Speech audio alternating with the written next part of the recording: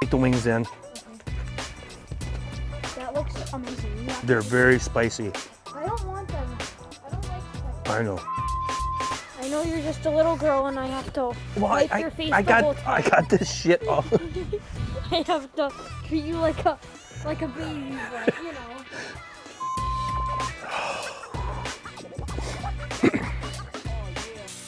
I'm gonna need some beer. Give me that drink, hurry up. Why is this thing shutting off? What's going on?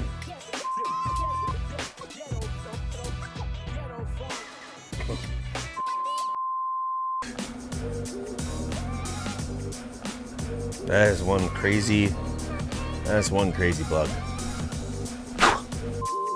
Well, it's the truth. Oh, I don't care. It's funny. I know. Everybody's pissed because I didn't give you the money shot of the brisket squirting all over the squeen. Squeen? Oh, yeah, squeen. You know, it's a squeen, Jeffrey. It's a squeen. And one great thing about cooking the ham in the, Jesus, or green bean cast. So much easier just to reheat it in a pit. Well, because you don't want to meese?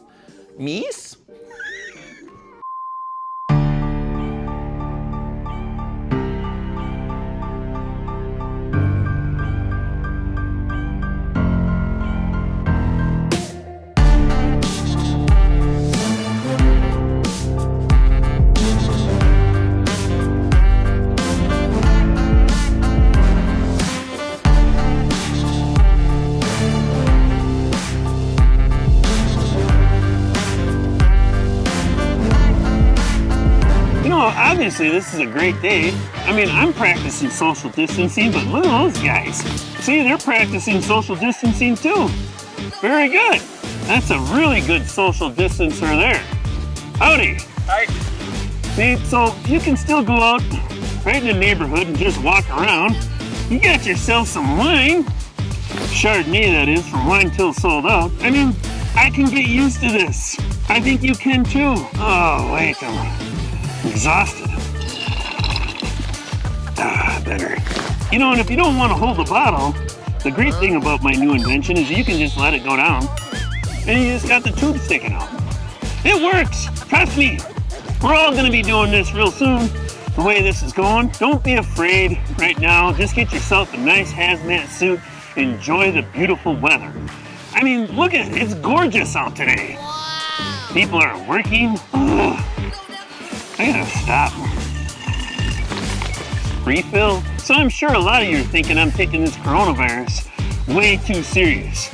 But god darn it, watch one of my old videos and I'll put it in a link above where somebody sneezed in my face. How terrible was that? Wow, his lawn looks incredible. I don't know if I'm talking too much in this mask and that's why it's fogging up, or if I'm running into a cloud of COVID-19. Either way, I'm protected. All right, I better get back to those chicken wings before they burn up. I think my timer's going off right now. If I don't win an Emmy Award for this content, it's rigged. I ain't kidding you. You know when you're cooking at night, the weirdest things pop in your head. Stuff like, there's a skeeter on my, knock it off. There's a skeeter on my, knock it off. There's a one, there's a dozen. You can hear the buzzing. There's a skeeter on my Peter, knock it off. You can sing along if you want to. We've all been there, standing alone by our pits while it's raining, just praying we can light a match so we can have a fire. Our main goal in life is to be that husband, that dad, that hero that can provide our circle of life one incredible cook that will satisfy even the worst hunger for Q. So get ready. Ricer is here to bring you peace and end your struggles of failure. He is here to help you amplify your backyard barbecue fun. Oh, can somebody please tell me who wrote this crap? Welcome to Dead Broke BBQ's Tavern Talk. Now here's your host, Ricer. Hey everybody, how we doing? And welcome back to episode 26 of BBQ Tavern Talk. Well, I had a fantastic, out of control, awesome weekend. We went up north, we hit the lake, we went pontooning, did a little fishing, and then came back home and dealt with a little bit of sunburn, but we're not too bad. Most everybody is okay, but we did some eating. Friday night, I used the Masterbuilt. I ran some split up chicken, 2 steaks, 3 pork chops, and 3 packs of brats. It was awesome, a lot of fun. So it was quite the weekend. It was action packed, and all I did was just run. So we had fun though. We had fun, and been a while since we've been up north and hung out on the lake. So. Wisconsin, we've got a bajillion lakes, but we were up on Arborvita, and it was a lot of fun. So, yeah, that's about it. No, I didn't find any mermaids. My wife would have been the one, and yeah. So it was my wife and my oldest, so we had a lot of great times. I'll throw a few little shout-outs out here and there. Hey, Sassy and Todd are in here from the last week's episode. Thanks for joining me, guys. We got Julie in here, Gilpin, and we got Steven and Jacqueline, Craig from behind the garage BBQ, Mike Matoya's Smoking Mary's Rack Barbecue. Steven and Jacqueline, I might have said that earlier. We got Charlie. Of course, Charlie never misses it. We've got Skips from Long Quest. Lep, how you doing, buddy? Thank you for joining me. And let's see, we'll scroll up. Sheila, good job. I'm glad that you had some kick butt ribs off your Oklahoma Joe's rider. That's awesome. That's great news. I love hearing that. I like that cooker. Does a pretty darn good job. Cypress Hill Laura, thank you for joining me. I see you had to go check your eggies. So, hey, I get that part of it. Short Hood, how you doing? Thank you for joining me, bud. Or ma'am, I'm not sure. Brad Lucas, how you doing, buddy? I hope you're doing fine tonight. Haven't talked to you for like 2 or 3 hours. Just kidding.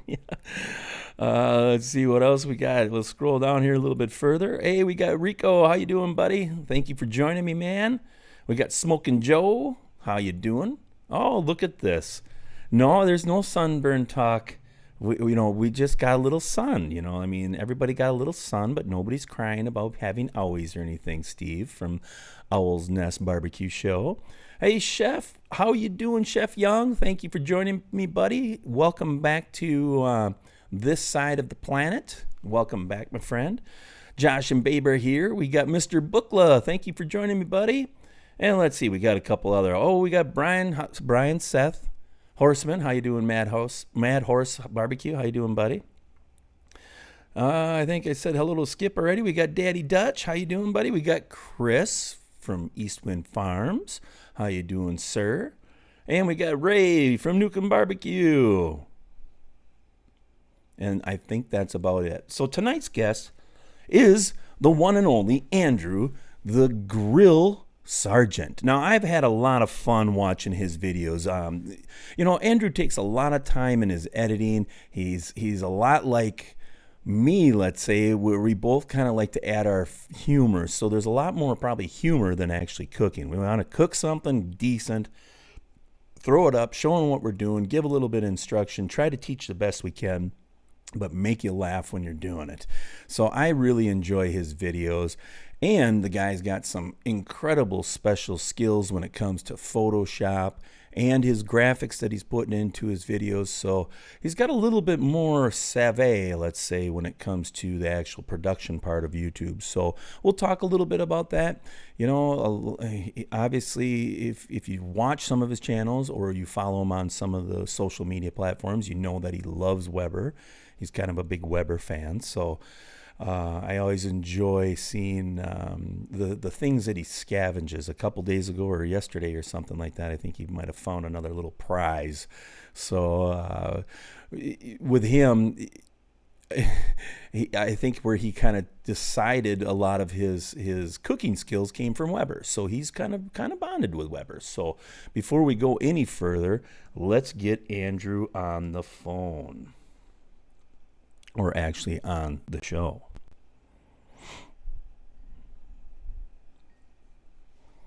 Here he comes. There he is. How Yep. you doing, buddy? How you doing, man? What's up, brother? Good. I'm good. And you? Are you doing fine? Yeah, there you go. Nice cold I beer. mean, Cheers to you. we're in the tavern right now. It's not Corona, but Oh no, hey, it doesn't matter, right? As long as it's beer, right? So that's perfect. right on, right on. How you doing tonight, Andrew? I'm doing good. I'm doing Good. good. Been looking forward to this for a long time, so I'm excited. Absolutely. Awesome. Awesome. I'm excited, and I know everybody in the chat is excited too. So, I know a little bit about you. Yeah, obviously we've shared little things between Instagram or messengers and all those little platforms like that. But for the people that are watching that don't really, maybe they might have heard you, but they don't really know. Why don't you just tell us a quick little bit about yourself? I mean, is that even possible to not hear of the grill sergeant, the one and only?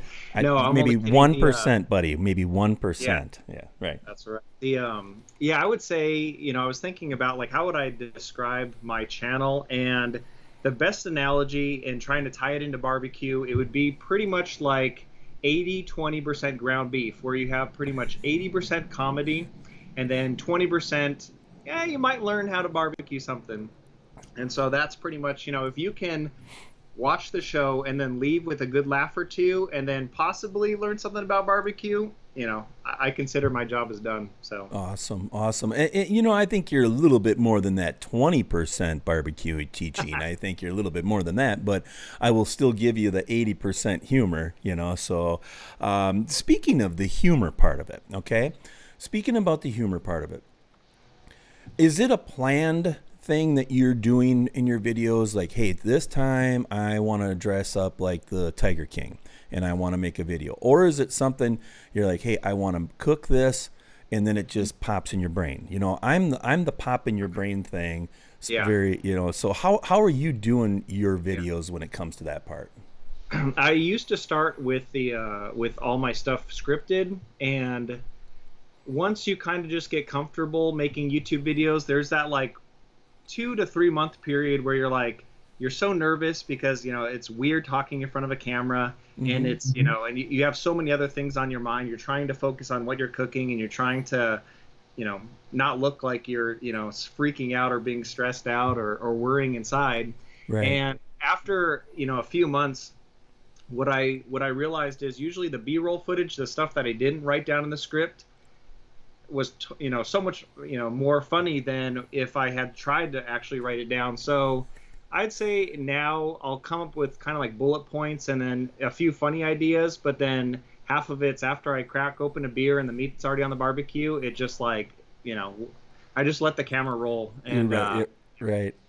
so, Well, and it's more natural probably for you too. I mean, because you are a pretty hilarious guy. I mean, if you pay attention, just like on some of your Instagram stuff that you find and you post, it's hilarious, dude. I mean, you've got a great sense of humor, and you see humor in things, which makes everybody else laugh along with you. And that's great. I mean, and you're also kind of brave. I remember I watched one video. Next thing you know, you're standing there in your panties, man. It was like, I mean, it's like, that's brave. You're pretty brave in front of a if camera. I can interject, they were the Daisy Dukes of Freedom. So if we can just say, Daisy Dukes of Freedom instead of panties, I think we'll be. Okay, all right. We'll go that route. Like, what's this channel about? Whoa! I'm pulling out now.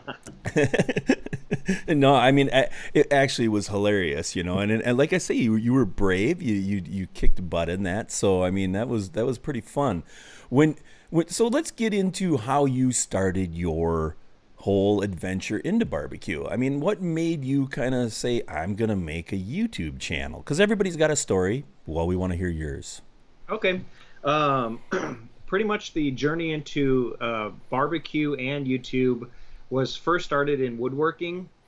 For a while, I had a passion of basically just crafting things with wood and then doing kind of advanced small woodworking, projects and ideas. And a friend that was moving out of state, he had given me an old like 1970s Weber Genesis, and I mean, it literally wasn't much to look at. It was like he even said, he's like, I basically put tin foil on the burner tubes and I just have a little part exposed and I use this as a smoker. And I'm like, all right, whatever, I'll take the barbecue, Right. And when I was trying to Google for just like a manual on like an owner's manual to see if one was available, that made me stumble upon a website that was called the Weber Kettle Heads, and there's like a Weber Kettle group. And someone showed me, or basically I found a picture of what my horrible, disgusting looking grill looked like, but fully restored, wood slats. This thing looked like it was like from the 70s. It had this awesome retro vibe to it. And it was just at the cusp of, okay, I know woodworking, and I felt like that was kind of a step above because the handle was like grooved out and sectioned out. And, but I felt like, I'm like, okay, this is going to be something big to chew off. But I took that project on. And what I discovered from this project is one, just how cool the barbecue community is. I didn't meet at that time the YouTube barbecue community. This is basically just like online Weber forums, and people were just so down to earth, so wanting to help you out. I remember when I was restoring it, a bracket broke off, and Weber doesn't make this anymore. We're talking brackets that are like 40 years old. Sure. 3 people reached out to me being like, I have an extra one, I'll send it to you. I couldn't even pay for shipping on these brackets, and that really stood out where, usually any other format you could think of, whether it's cameras or this or that, everyone's, safeguard your knowledge, don't share anything, every man for himself. And the barbecue community was completely different. So after I restored it, posted it on the Weber Kettle Club, even Weber contacted me when they saw the photo, and they were like, this literally looks like showroom. So that was kind of a pat on the back to myself. Yeah. But the thing with these Weber groups is everyone just barbecues on charcoal. Now, I never had. And to me, I posed the question saying, is it that much better, barbecuing on charcoal? And they said, if you barbecue on charcoal once, you'll never use your Weber Genesis again. And I was torn because I put, blood, sweat, and tears for like 3 months, detailing and getting this grill prepped.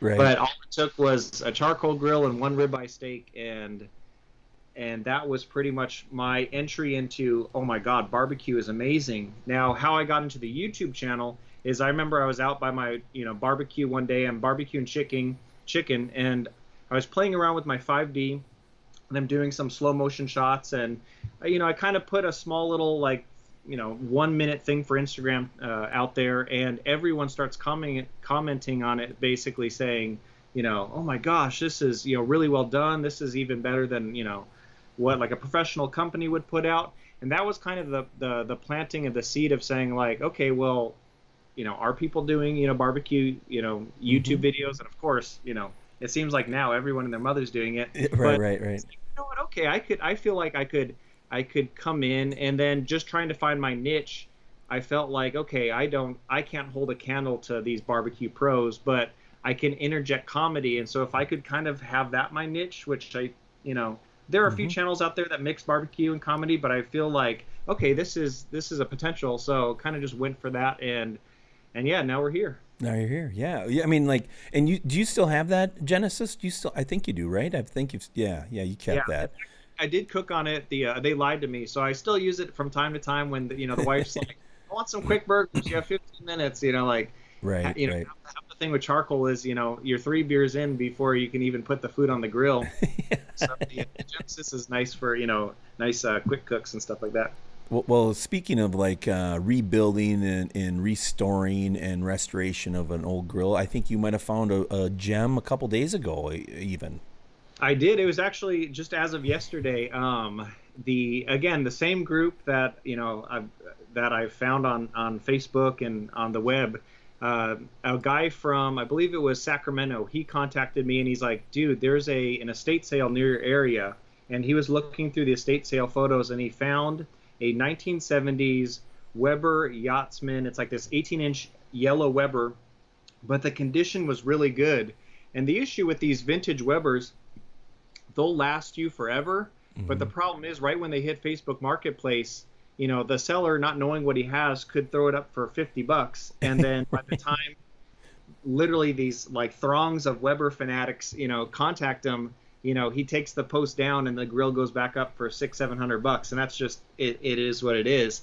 But, with this estate sale, I don't know, it's kind of like, okay, it's a chance. So, luckily I was able to get the grill, and it was $25, and I'm like, oh my gosh, Jesus, if it was on Facebook Marketplace, Yeah. there would have been no chance in the world. So that is definitely a new project that I'm really excited to basically tackle and stuff like that. So today I was at Lowe's and getting like the metal sandpaper and the polish and the wood for the handle. So everything is going to basically be redone on this thing, minus the paint. The paint was in a really good condition. So I'm very excited actually. Oh, that's really cool. I mean, I'm excited to see you as you work through this process, So, especially with you having the woodworking like hobby, and putting that together.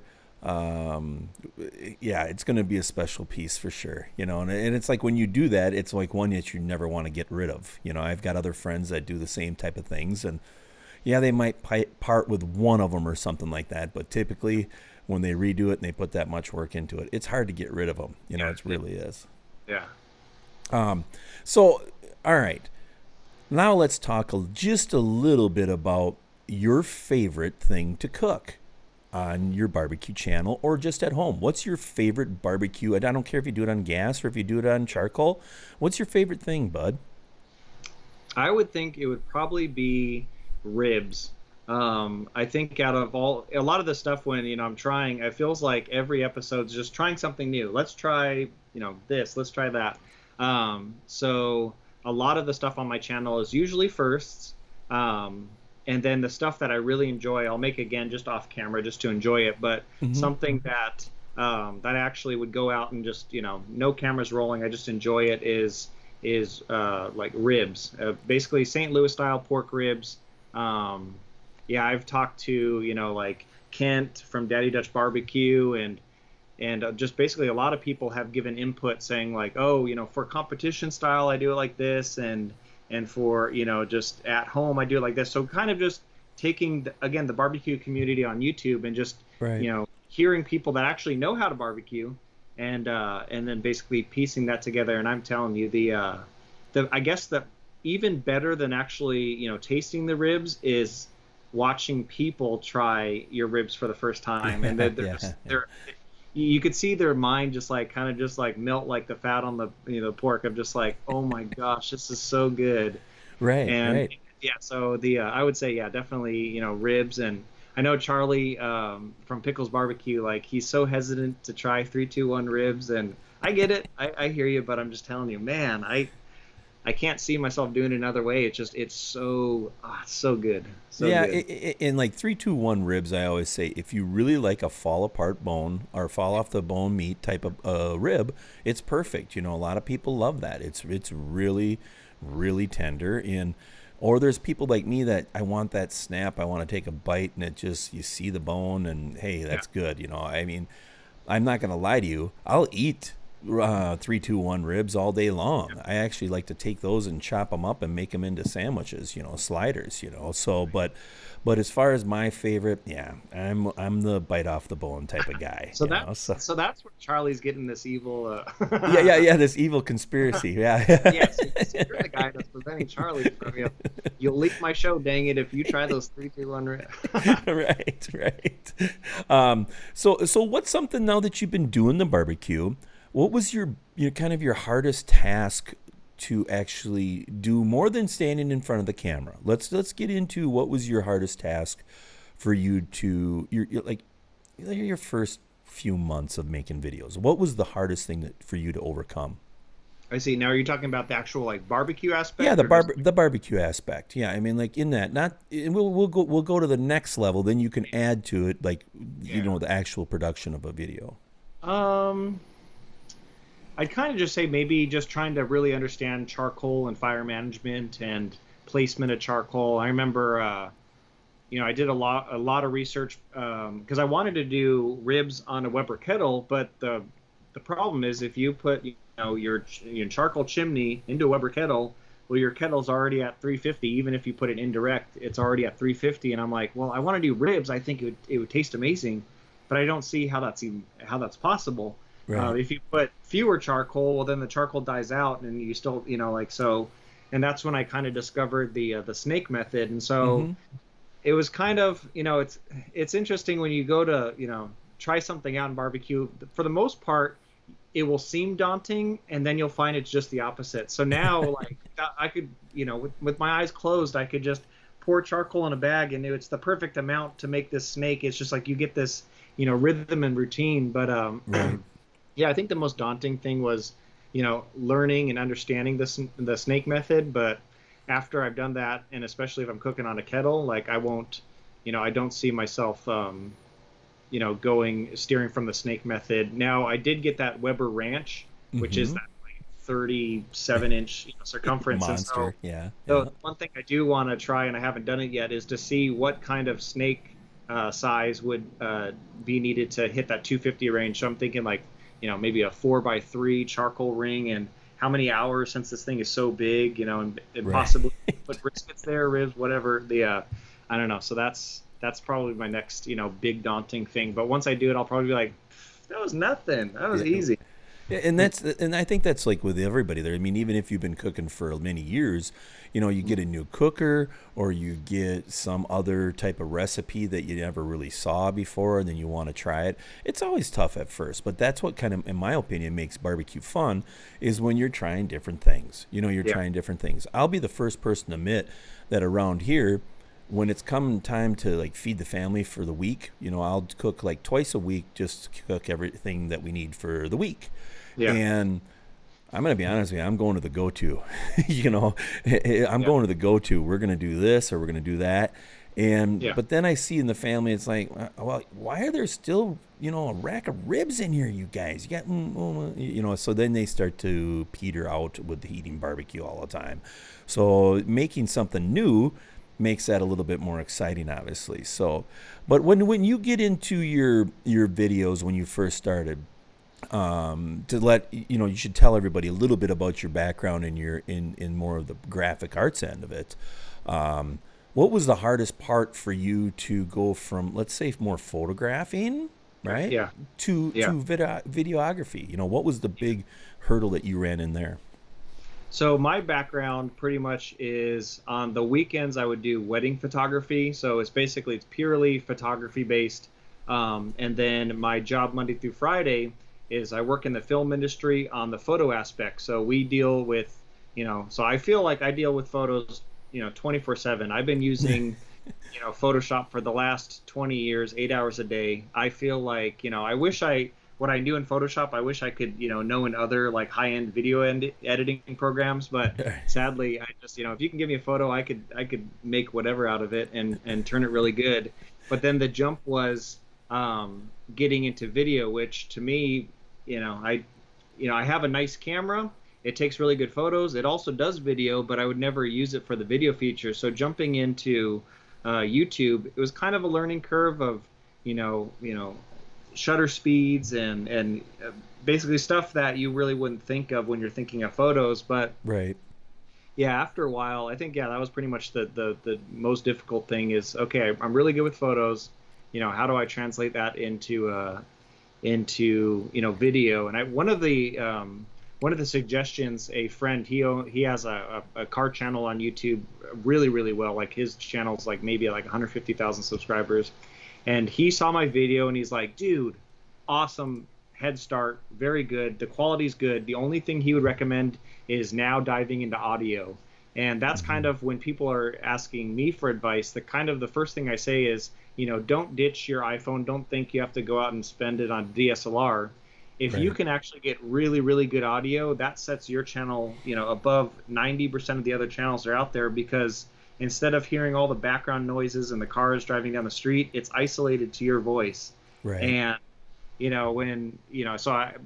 buddy at work, he does a lot of video. I was like, could I borrow a lapel mic and just to try it out? And I immediately understood what he was talking about. I'm like, wow. So I think if you look at like maybe my like first or second video I posted, that's just straight from the camera.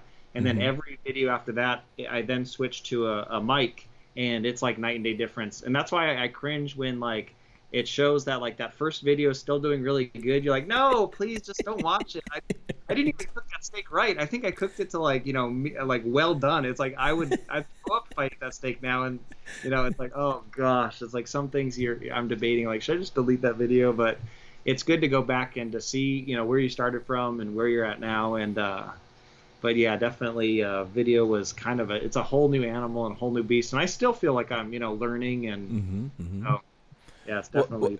and the one thing is too, obviously, you have connections. You have people that you know that can maybe help you a little bit, and that makes it a lot easier, for you in some ways because you do have some avenues that they might work in the videography part of like Absolutely. Hollywood or something. So, yeah, and I agree with you 100%. I did the same thing. I mean, I was doing a shotgun mic and then went from that shotgun mic maybe in my second or third video to a lav mic, and that helps so much. I mean, you and Dave Parrish of all people from Sloan Sear is the one that suggested it to me. He goes, "Hey, your videos are going to get 10 times better if you just wear a lav," and I'm Nice. like, "Oh gosh."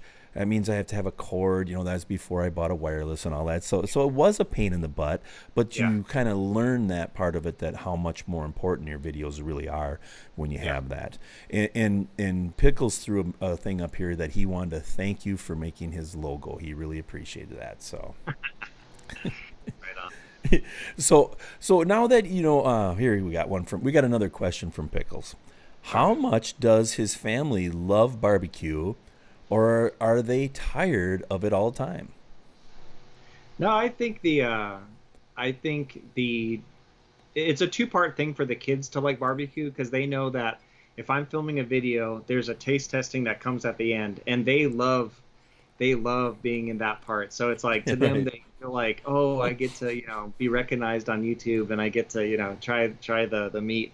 I think there was one video where I did, and I don't know if it was just because it was a new grill. I had gotten this Weber Go Anywhere, and I was Mm-hmm. cooking Mm-hmm. filet mignon on it, and it had this metallic taste to the meat. It was horrible. And so me being the adult, you could try it and be like, that was good. All right, that wraps it up. And like, literally, my oldest son, he just like spits it out there right on camera, just like, oh my God, that was horrible. I'm just like, okay. And so I'm doing like witchcraft editing to make it seem like none of that happened, and then I'm like, hindsight, I'm like, I should have just put it in there. You're Right. trying to like fake it till you make it, and that was definitely a fake it moment. But yeah, no, the I'd say for the most part, they get excited when I go out there and barbecue, and you can usually tell like one thing that really stood out is we went to a my son's like back to school program thing, and you basically see what they draw or what they write Oh, about, yep. Right. and Right. it's like, so you get to see an insight of what your kid wouldn't tell you. And he drew like a picture of a barbecue, and he's like, I like when my dad barbecues. And you're like,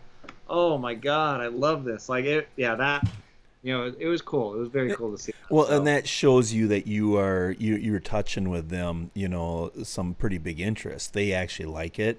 yeah, It's funny. I agree with you 100% because your kids are probably not much younger than mine. They're right around that same age, and well, I'm 12 and 13, mine are, but so they're not that big apart. It wasn't too many yeah, years ago they were in fourth grade art class, and you're exactly right because you can see that the things that that you're doing with them and the interest that they have, it always shows up in our class, that's for sure. So and that's awesome. So, what kind of cookers are I know you're cookers, but what kind of cookers are you most familiar with now? And what is there a cooker that you really kind of want to add to your arsenal? I think with the majority of cookers I have, I probably have, if I were to count, maybe right now 7 or 8 Weber kettles. Huge fan of Weber. They're I'm not sponsored by them. I'd feel like most people are like, oh, you're just saying that because they sent. No, I haven't got a cent from Weber. I haven't got a free grill, but Right. I'm really impressed with their customer service. So that kind of drew me into mainly the Weber community, and so I pretty much started, and from there I branched out. I wanted to get a pellet Mm-hmm. a Mm-hmm. pellet a pellet grill, and I was debating on getting that, the new, Weber smoke fire. And after just seeing some reviews of like kind of like a negative side to it, I figured it's a lot of coin to drop down. I'm not, at the time I wasn't making any money through YouTube. And so I Right. decided going on the Pit Boss, and that's actually been very helpful for the channel. So even though Good. it might not necessarily be my, favorite thing to cook on, but a Mm-hmm. lot of times, when you get that a lot of, positive feedback, and it's like, okay, cool. It's like a feedback loop. You just, if it's received well, you keep wanting to do that. As far as a grill that I look at, I have yet to get one of the like a stick burner.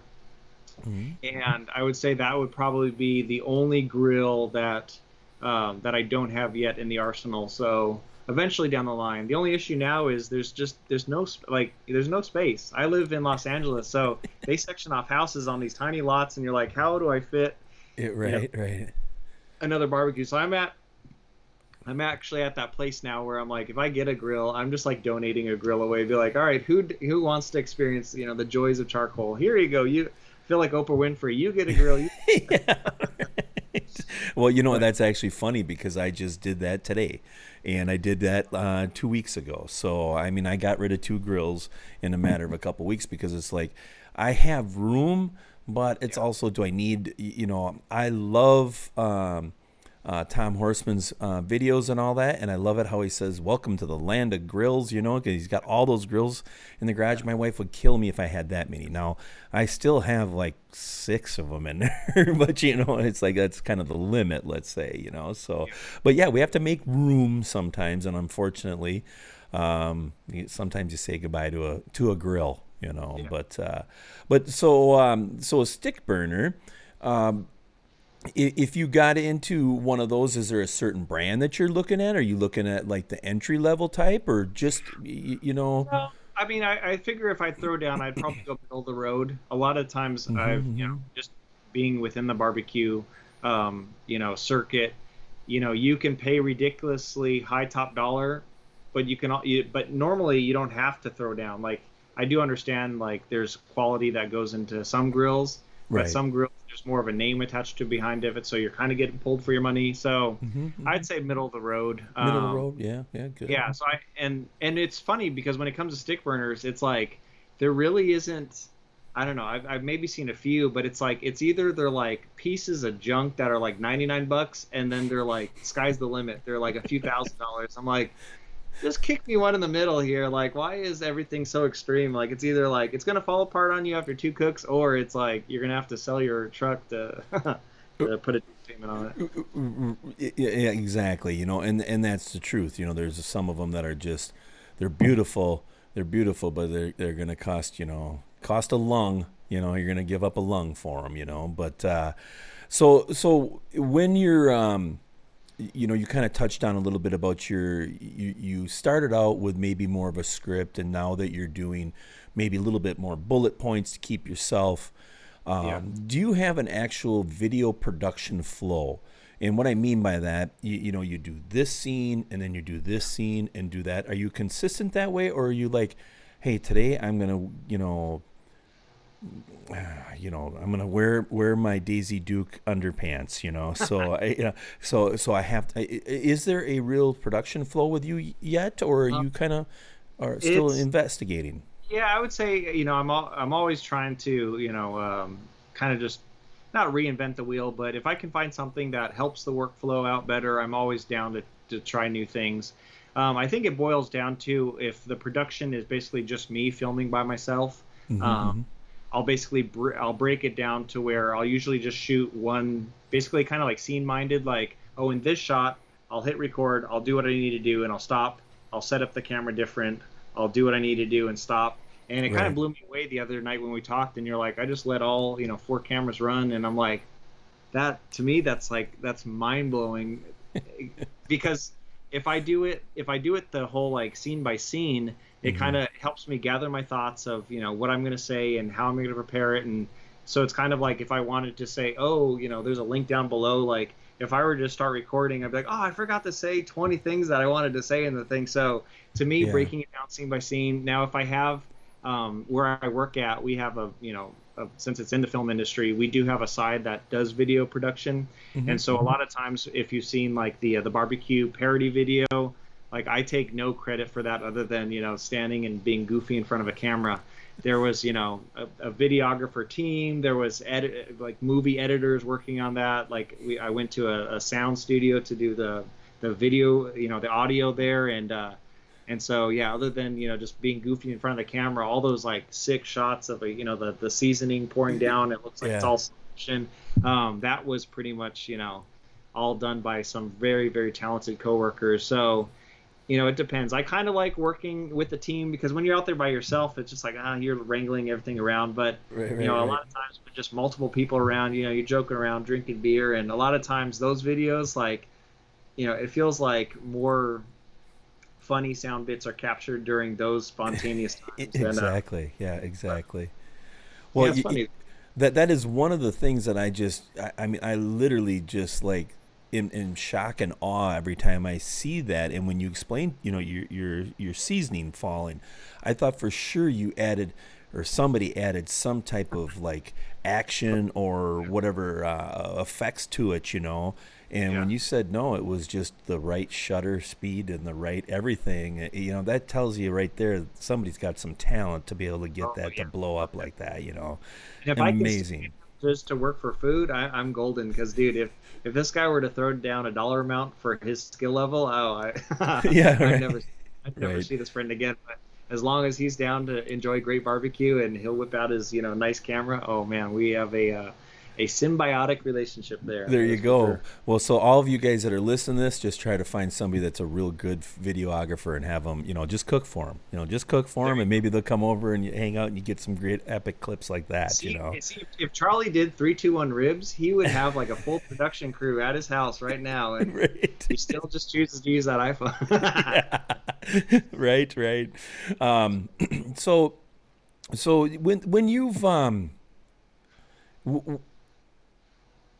you obviously you're very talented in the photography part of it, and you make really cool thumbnails. In your opinion, what is your first aspect and the first number one thing that you're taking a picture? What are you thinking about most? Is it you kind of get what I'm saying? Like, what is your main thing? It's like, all right, I'm going to do my thumbnail. Is it you? Is it the food, or is it just like, hey, this was really cool here? Yeah. Are you taking it from your video, or are you actually setting it up and taking a shot? Give me a little bit of, and all of us a little bit of info on So that. yeah, usually the back when I was doing wedding photography, I was helping out a friend shoot his wedding, and something that he said actually really stood out to me this day. And he said basically like he was talking about how he already had the shot envisioned in his mind of what he wanted. And to me, that kind of blew my mind because usually as a wedding photographer, you show up and you capture the day that happens. Hmm, And hmm. for him to think one step beyond being basically seeing like I can already see the shot that hasn't happened yet, that kind of took place in over my thumbnails and over like what am I going for, and especially with the thumbnails now. As far as thumbnails, it's I would say I haven't had it on lockdown yet. It's more of a journey. Hmm, hmm. You watch 10 YouTube videos on how to do a good thumbnail, and you're going to get 10 reasons of how to do it differently. Right. So a lot of it, I played around where some people say like if you're in the thumbnail and you have like a reaction face, like oh my, like Yeah, yeah, yeah. a lot of times people see the reaction and it's almost like you're just you want people to click on the video but you don't want it to be clickbait. Right.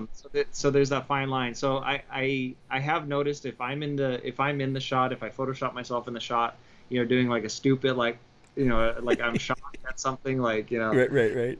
those they do well, they do better than if I just like but then I've heard comments like, "Oh, your thumbnails are too crowded. Like, keep it simple." And I've seen channels where it's like, "Oh, here's a steak," and small, hipster writing of what the steak is, and it's like million views, and you're like, "Oh my God!" So then, you try it that style, and you're like, "Well, that didn't work for me." I don't know. It could be algorithms. It could be a bunch of things, but It's so funny that you say that because I'm gone through that whole like, hey, let's test it this way for a while, and then I get comments. I don't know if you know Jeremy Vest or not, but I was in one of his Facebook groups with thumbnails only, yeah, and they're like, oh, it's pretty crowded. So then you pull it stuff away. It's a good video, but it got shit as soon as I pulled away when I took my ugly mug out of there. And you're just yeah, kind of like, okay, well then you try it again, but that one did well. So it's yeah. just like I really don't. I think a lot of it is luck. I mean, I'm gonna say I think a lot of it is luck but if it's a good thumbnail, it will rock. Yeah. The other thing is I think it's good to brand yourself in do a certain style for a while, so like everybody, okay, yep, here, oh yeah, that guy, you know what I mean? I want to watch his video. So a lot of times, I think you run. I don't know if you want to call it a series, but maybe a series. You kind of run them all the same for a while, and then you try another thing. I agree, but there's certain YouTubers, and it doesn't matter what they are. I mean, it doesn't matter if they're doing cameras or if they're doing vegan food. Yeah. There's really no rhyme and reason to them, either. So I really don't know. I mean, it's just a tricky little whole deal, and I agree with you. They tell you, it's too busy, or they tell you it's not busy enough, or you're not showing any, like, the face thing is obviously, and you do really good goofy faces too, so that is a good thing. I mean, that's a good thing for YouTube, it is.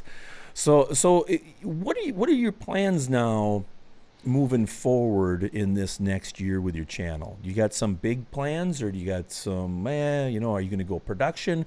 You going to get maybe some different cooks, or what are you kind of thinking, Andrew, about doing? Yeah, well, I mean, as far as the it's kind of interesting on how when 2020 derailed, like back in March through the pandemic, a lot of, I had collaboration set up, like, oh, we're going to do this really cool collab, and it seems like, there was a meat shortage we were dealing with and all these other things. So it almost seemed like, what the heck are we supposed to do in 2020, given that everything's limited and you could barely find toilet paper, and so the I would see for the remainder of the year. I know that I have a few collaborations lined up, and that I kind of it's funny is I really look forward to collaborating with other people, because instead of, you feel like I'm just out here doing it on my own, it feels like when you're it makes it bigger than it of itself. So I do have a collaboration coming up. Really excited about that Weber kettle I'll be restoring. That one I definitely, that one is probably going to take maybe a few weeks to do and put out, but definitely going to take my time with that one, because I feel that, like, I don't know, there's something about restoration, like, there's no rushing about it. Like, it's not like, oh, I gotta put out a video. It's like, I'm gonna take my time with that one. But yeah, other than that, I would say, I don't know if I'm going to be doing it this year. We already have the song recorded, but we did basically record another a parody song. Okay. So we already basically got the track down. Now it's just needing time to find find beat and whip out the Daisy Dukes of Freedom and just be stupid again. But right. I mean, I do love those. I do love those days, because it's literally just a nonstop day of just, like, being goofy on. Yeah, right. Yeah, and you're good at it. You're good at it, and it's like, so I mean, and again, I mean, I really think that the barbecue, like, community and all that, it is welcoming to anybody. You know what I mean? Yes. You could come on YouTube, and if you can make a decent video and you can talk in front of a camera, you can say, I'm on here to learn how to cook. There's people that would help you learn how to cook and make videos, so, and you can be a professional, like, awesome, like, comp champion chef and make videos, and that's going to get its viewers too. So I really think there is really a place for anybody. If you enjoy it or you want to try it, yeah, you can do it. So, but so with your technology end of it, any big plans to step up your game, or have you lately stepped up your game on your videography? Yeah, I would say as of recently, I had gotten the new Sony. I forget the model name. It's like the XV1. It's ZV1. See, I even got it wrong there. Like, I'm trying to tell Josh from Josh and Babe. Like, I'm like, the ZV-STD1. I don't even know what the camera is, but there's so many string-alongs. But the funny thing is, usually if you have a camera, there's like brand loyalty behind the camera, and the guy who does my special effects video editing, he shoots with Sony, and so for the longest time he's like, dude, you gotta jump ship. Literally the eye autofocus of Sony alone will, like, help you out. I'm like, nah, that's fine, blah, blah, blah. So finally I bit the bullet, and I got a Sony, and through there I'm basically going to go forward. I'm going to basically shoot everything in 4K. Not that I'd actually probably post in 4K, but basically I could use that 4K footage to help punch in and still have Sure. a Sure. clean, crisp image. But yeah, I don't know. With that camera, I'm mainly what you were saying when we were exploring different avenues to make things easier. That camera lets you go in and basically detail everything, and you can shoot manual. But I'm like, do I really want to do that, or do I want to, strap the lapel mic on, hit record, and just have it do its auto intelligence, whatever. Right. So it's a hit or miss. We'll see. But Yeah, well, yeah. I mean, because I feel your pain because I used to be a Canon person myself, and I was a big Canon guy, loved all my old Canon cameras. Jumped ship because when I was, last year, the best camera out there for that I could get for my main tripod static camera was the A6400 in that price range for me, that Sony. Well, now I have an A6600 and I also have a ZV-1 now. So I have like multiple cameras that are all kind of similar, but they all have maybe a little different feature here and there. So I can actually shoot what I want to shoot now, So, but the thing with the ZV-1 that you got, it's kind of rolled in my other two cameras, rolled into this camera, and maybe just a little bit better. So I think you got a good little camera there. You're going to learn that there's some little hiccups, but that's why I love watching the Casey from Camera Conspiracies, because his search is to find the perfect camera, and he'll tear every single camera apart. No matter what. My videographer friend had turned me on to that guy's channel. Yeah. And he even posted a video today. I'm watching it, and he'll go into these like fake Canon boardroom meetings, and it's hilarious. Yeah, it's hilarious. It's like that same thing where you walk away and you know that if you click on that, you're gonna get a good laugh. Whether so I'll basically just watch his channels just for the comedic value of like, oh my gosh, like I hear that. Yeah, he's fantastic, man, and he's funny, and his Vegetable Police one is funny too, So, but I think he's putting more time into his camera thing than he has been into his vegan lifestyle and then carnivore and all that. You can just tell he's just a comedian because, and that's. There's not. I like those type of guys because he does give you some information on cameras and stuff like that. But he's always going to have a bunch of freaking funny crap right behind it, So it's awesome. So, well then, with the corona, how has that kind of affected? I mean, I know California has been a state that's really had more shut down, still shut down. Things are still closed. How has that kind of affected you for your production and making videos? A lot of it deals with the kind of just like the shortage of meat. Like usually I could go to like Costco and I could get, prime brisket all day long for like $3.99 a pound. And now it's just like, it's at the point out here where it's like, if you can find meat, get it. I don't care what it looked like. Like, just tell me it's a cow. It doesn't even have to be, and I've lowered the bar so much right now where it's like, are you sure this is a steak? Like you're looking at it, you're like, whatever. Right. So yeah, definitely the huge meat shortage out here. The lockdown is what it is. Thankfully, in my position, we're able to work remotely, and so even though the film industry has kind of shut down, we're still working on past projects even before the shutdown or before even Corona hit. Sure. So thankfully, there's still work.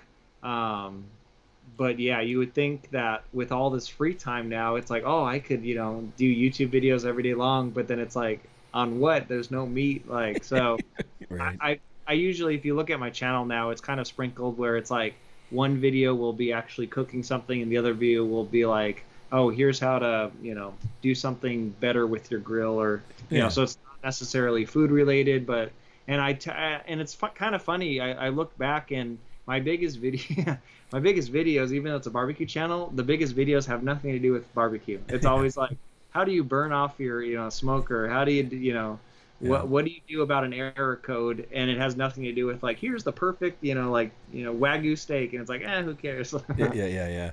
Well, and you just never know. You just never know. And that's why I always tell people, just press record. If you got an idea, press record. Yeah. Edit it, throw it up there. It might be crazy good. It might just dies out after 6 months and you don't get any more video or views on it, but sure. So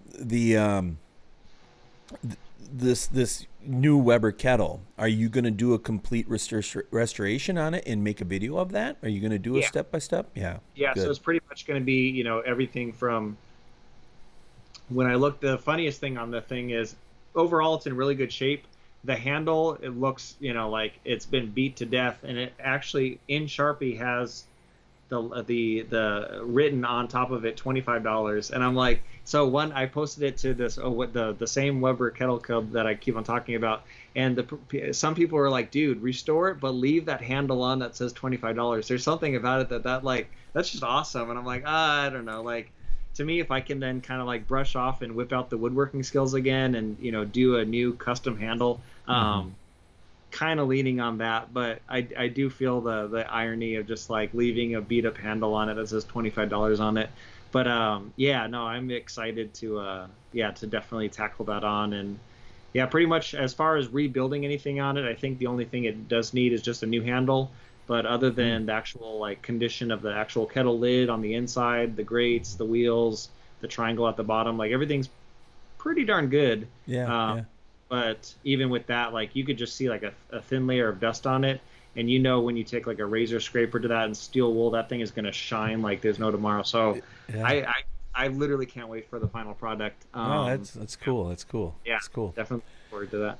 So I'm going to ask the chat if they got any questions for you. I kind of went through mine tonight. Right on.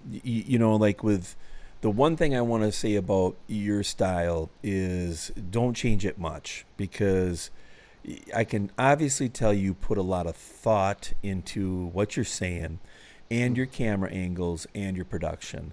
And you're gonna blow up someday. We all have gonna eventually get this big, nice, little wave we get to ride. Let's say, I'm still waiting for it. I kind of like, I'm too fat. I fall off my, Brisket and talk like Alton and be like, "What's up, yeah, man?" yeah, there you go. Yeah, but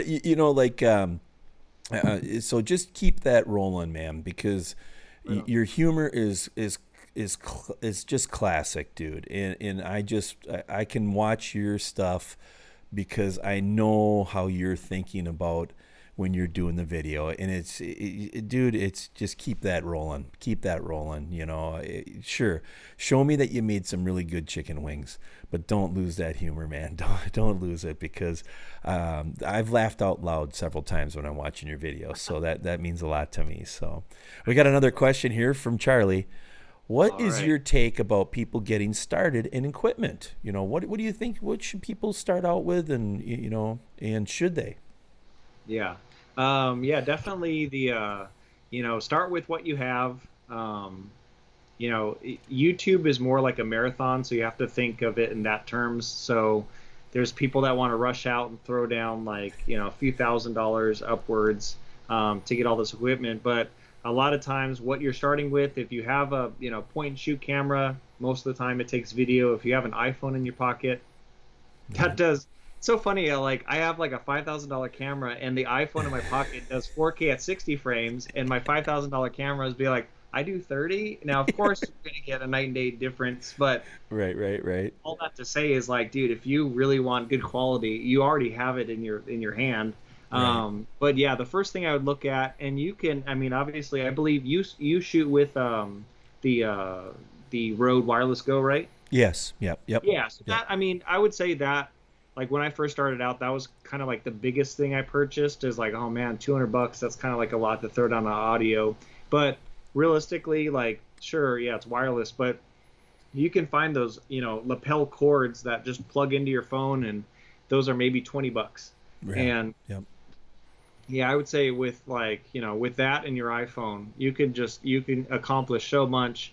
And then if it takes off, then yeah, invest more but yeah, a lot of the times if people just want to get started, like, a lot of times, I'll watch your video, someone will watch my video and think, oh, I could never do that because I only have an iPhone. And I remember the first video I did on the Pit Boss, Charlie was saying like, I just have an iPhone. And I'm like, all right, here's a brand new Pit Boss. I'm literally just shooting this on my iPhone. Like, and I literally did it just for Charlie. It was like, I'm just shooting on my iPhone, and I'm going to remove all the things of saying like, well, like I don't have X, Y, or Z. It's like, this is shot on iPhone. And no, you could look at the stuff I shoot with the 5D and with the iPhone, and it's like, as far as you're looking at it on an iPhone, for the most part, you're looking at it on a small Right. handheld. Small You're little, not going yeah. to tell the difference between if I'm using an expensive camera and an iPhone. So, I would say that if anything, just pay attention to the audio, and a lot of times, just even your phone has the iMovie app and stuff like that. Like,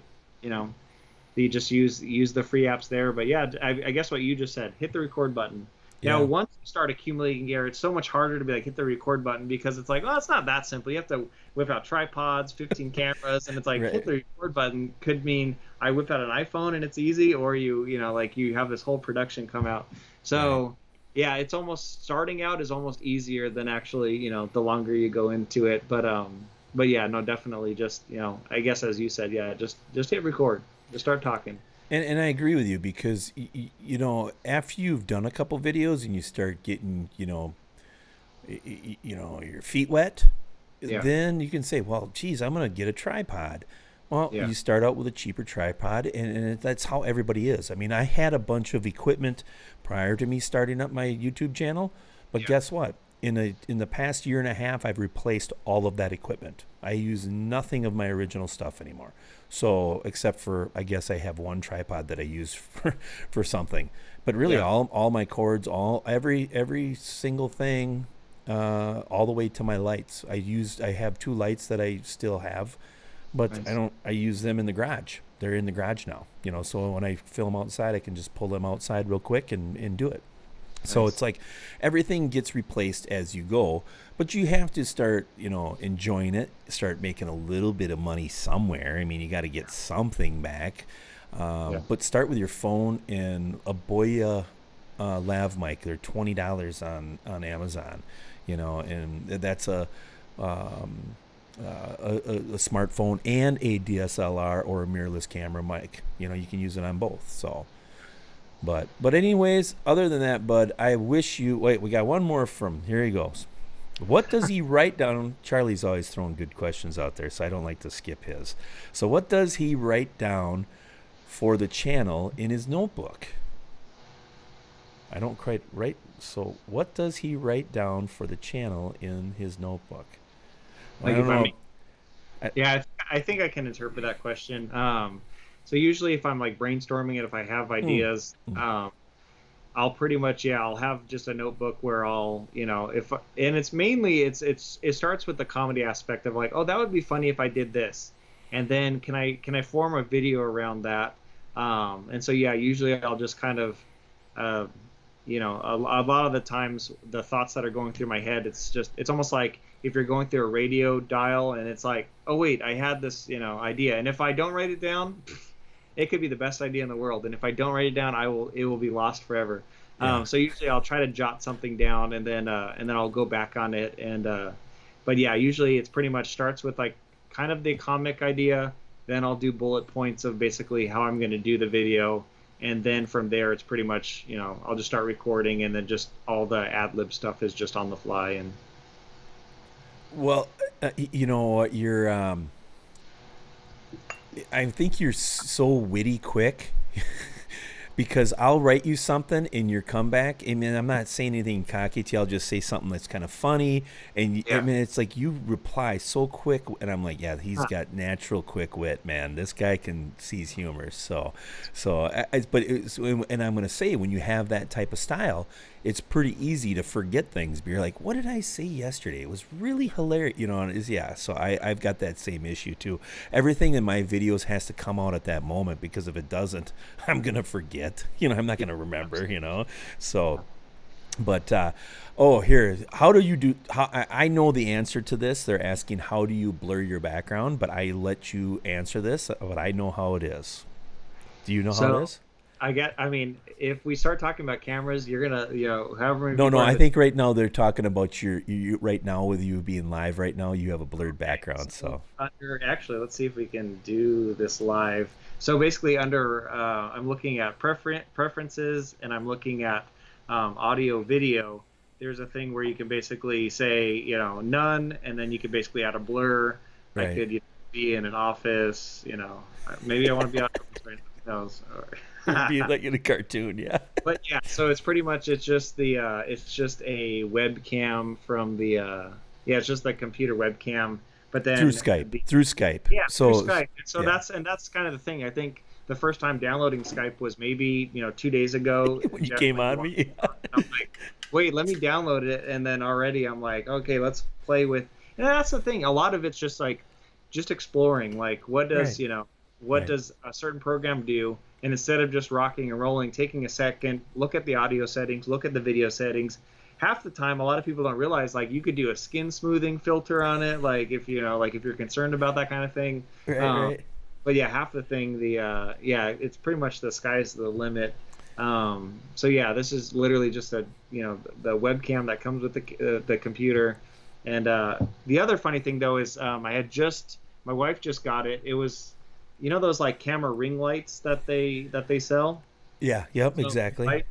my wife does the whole Amazon thing. I've never bought anything on Amazon before, but my wife was like, "Oh, I did something on Amazon where she got this ring light for free." So I literally just put it up like maybe literally 10 minutes ago before we started before I jumped on. And I'm like, "Hey, that's actually, I mean, here, like, look at this is what it looks like without the ring light." Like it cuts that Oh off. yeah, heck yeah, Nothing- heck yeah. it's that small little Yep, touch. enhancement, Like, yep. okay, all right, Yep. we'll just play with it here. So Well, and that's one thing I was going to add to you where you say audio. Your next thing after that should be lighting. Though in my opinion, you can film on Yeah. 1080p. If Yeah. you have something that has 1080p, I would suggest you at least start there. Yeah. And you can do 1080p, get a good audio, and then add a light. Add just a key light is all you really need. And that's where people they don't realize. You can get one of those for $50 if you just want to do the old bulb kind. That's what I use outside. So, Yeah. and you get into something like that. That's a really good way for a lot of people to start out, and that's not a lot of investment. True. If you Yeah. already need a cell phone. I mean, well, maybe you don't, but a lot of people already have one, and like you say. I mean, Christ, they're making cell phones that are doing 8K now. I mean, really? It's like 8K cell phones. I mean, think about the cards that you're going to put in that. It's But just... I need that 12K now. That who was it? Yeah, with the Black Magic, yeah. I need what's funny is something I learned about that camera today. It's literally 2 gigs a second of that's how much it burns for 12K footage. I'm like, what? Like, to me that blows my mind. Like, you could have like a 64 gigabyte card and it's like, oh, that's gone in less than a minute. It's like, oh my My god. God. Yeah, I can't even imagine holding that. Yeah. It's like that's what offline. You and I talked about Canon having Yeah. that 8K stuff, and it's like I struggle with storage and all that just off from filming everything in 4K. I mean, I can't imagine getting to 8K, and I'm like, Yeah. it's just a barbecue humor channel, Jeff. You don't need to have 8K film, especially when you start talking $5,000 or four to $5,000 for a Canon. Once M5. once you get on Netflix and you secure that spot, all right, jump Yeah. to yeah, right. jump to 8K. Yeah, right. So, well, hey, bud, I really want to thank you, and I appreciate you coming in. You did an excellent job, and I hope everybody that hasn't yet in this chat, make sure that you do head over and see Andrew and to the Grill Sergeant. And I know they've been sharing your link in there, and I hope everybody went over there because, dude, you're hilarious. Keep on doing what you're doing.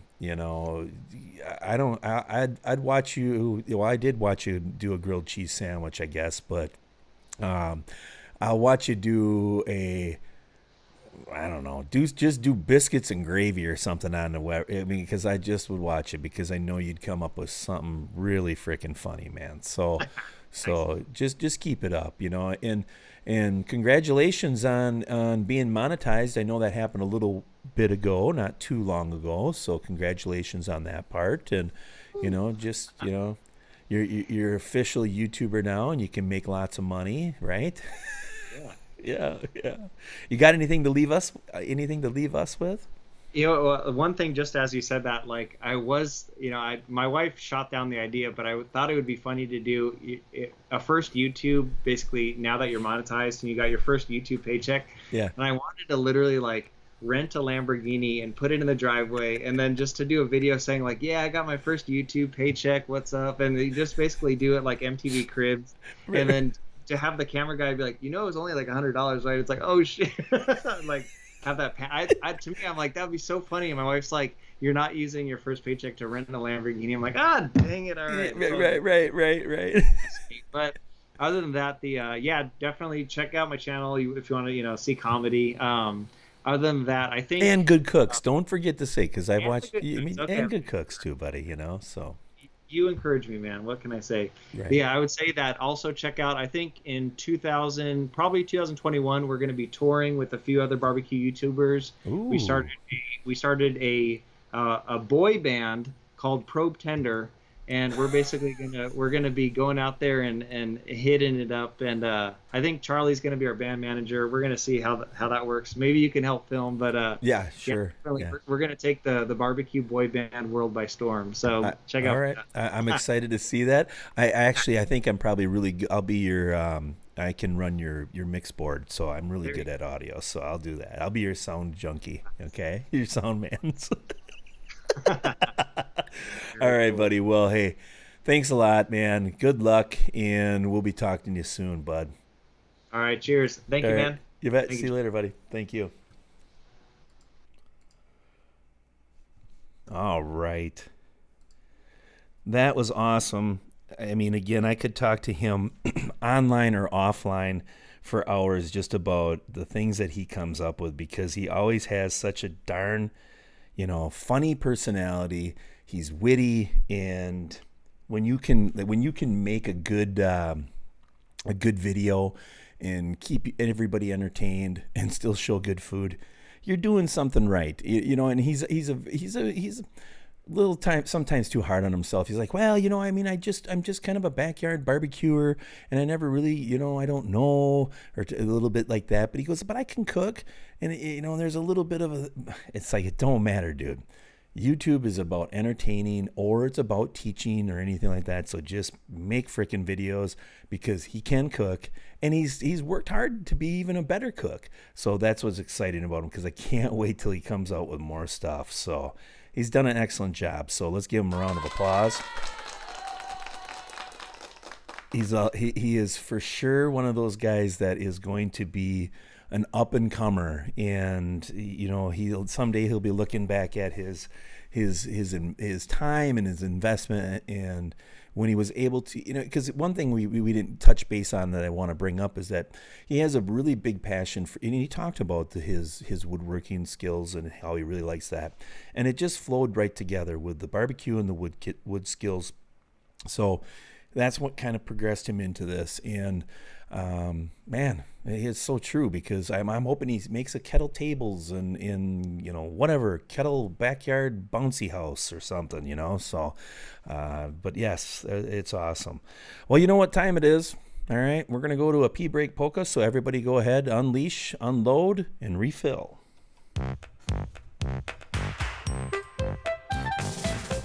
Hey, geht's euch gut?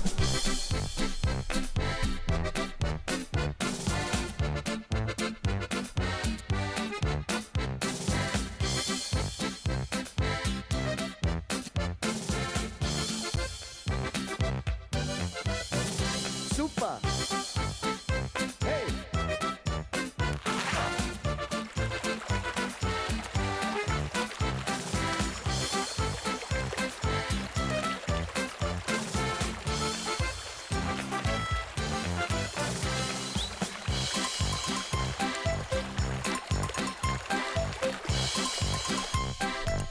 Zicke-Zacke, Zicke-Zacke.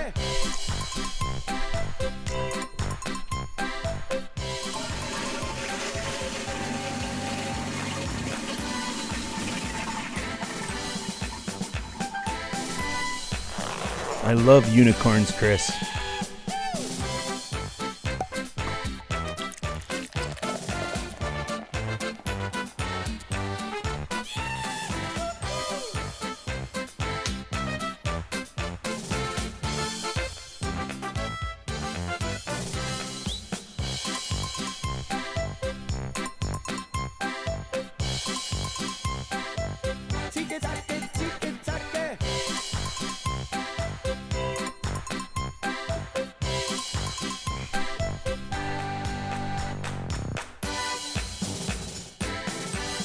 Elbow bump. Yeah, elbow bump.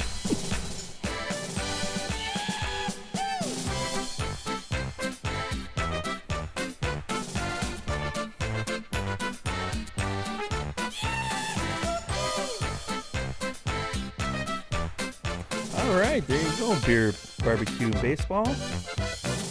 Super. Hey. All right, so what a great interview that was. I shut that pee break off because I didn't really have to go pee. Just, pretended. Fake news.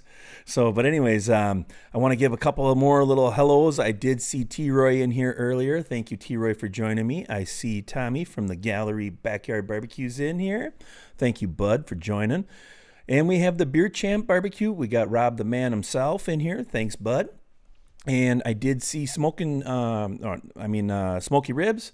I saw Russ Jones. Thanks, Russ, for coming in. Mike, Big Cat 305. Cooking with CJ's in here. Thanks, CJ, for stopping in. And we got Michael Chapman. Thanks for joining me, buddy. Appreciate it. And Johnny Maggs. We got Rick's Barbecue and Specialties. Thank you, Rick, for coming in, bud. Let's see what else we got. I think I might have said hi to Craig from behind the barbecue already, but if not, hello, buddy. I think. But yeah, so what a great interview what a great conversation we had there with Andrew. So he's a lot of fun kid. He's a fun kid, and I just enjoy his stuff. I think I said hi to Seth already. I did see Tom Horseman. Thank you, Tom, for the super chat, and thank you, Brad Lucas, for the super chat also. I don't like this pause in between the interview and say anything, but I really appreciate that, fellas. That means a lot to me. A lot. And I did, right before I went live, I saw that, Tom, you replied to my thing, or to my question, and I appreciate that, Tom. I'm looking forward to it. And you might get a shout out on a video that's coming up pretty soon. So you taught me a lot, sir. Hey, Darren from Ash Kickin' Barbecue. How's it going, buddy? Thanks for joining. Easy Bake, we got Jason. How you doing, man? About time you get in here. I haven't seen you for a while. Thank you for coming in, bud. But other than that, what a good weekend. I mean, I hope all of you guys had good, decent weather. I did talk to Darren yesterday, and it was a little hot and cloudy by him. But hey, in Wisconsin, it was just crazy sunburn time. A lot of fun that way. We got out on the boat. My oldest caught a few fish, but I said we're not keeping them because I'm not going to drive home for 2.5 hours with fish in the back of the car. So, and he didn't care. He was just having fun doing the catch and release. So both my boys have been fishing a lot lately. So my youngest caught a huge catfish with his uncle yesterday, so that was kind of cool to see that. So they're all having fun with fishing. And when you're a kid, I just think that really means a lot. I mean, I'm not going to kid you. I think every kid should do some type of fishing when they're younger. It's just a lot, they learn something from it, Might as well put a little bit of loop on the background here for us to listen to. Hey, Terry from Madwood Barbecue. How you doing tonight, buddy? Appreciate it. And good night, Smoking Joe. Take care, buddy. Wake up on the right side or the left side of the bed, wherever you sleep, whatever side. Hope it goes well. Have a good Monday. Any questions for me tonight, guys? Ooh, New Hampshire is at 95 to 98. Ugh, yucky. I know Phil's wife, Janet, replied to our pictures on Facebook page and said, it's 98 down here. It's terrible, so enjoy it. I hope it is. So I was glad to see Janet said, I told her, stay inside. And she said, I will, or something, So, hey, Grumpus on Fire, how you doing, bud? Nice seeing you, bud. Appreciate it. Oh, Terry, where are you? 103 heat index? Nasty. Ucky. Good night, Chris. Did Chris really say he was going to bed? Oh, he said good night, Joe. Okay. Charlie and Chris are ribbing each other. Well, dang, buddy. Thank you. Thanks, Brad. You didn't have to do it again, man, but I appreciate it, buddy. You know, if you guys probably get to know Brad a little bit in there, you probably have, you know, in the chat, you probably realize that he's now has a addiction called buying barbecue grills. The kid has been like he's a wheeler and dealer, so yeah, he's got a lot of cool grills, man. Good job, buddy. I think he's getting a Yoder. That should make Joe happy. What is the name of the blue light I'm using? I am using a Newer, Newer, RGB. I think it's a 620 if I want to. That's my guess. 660 or 660.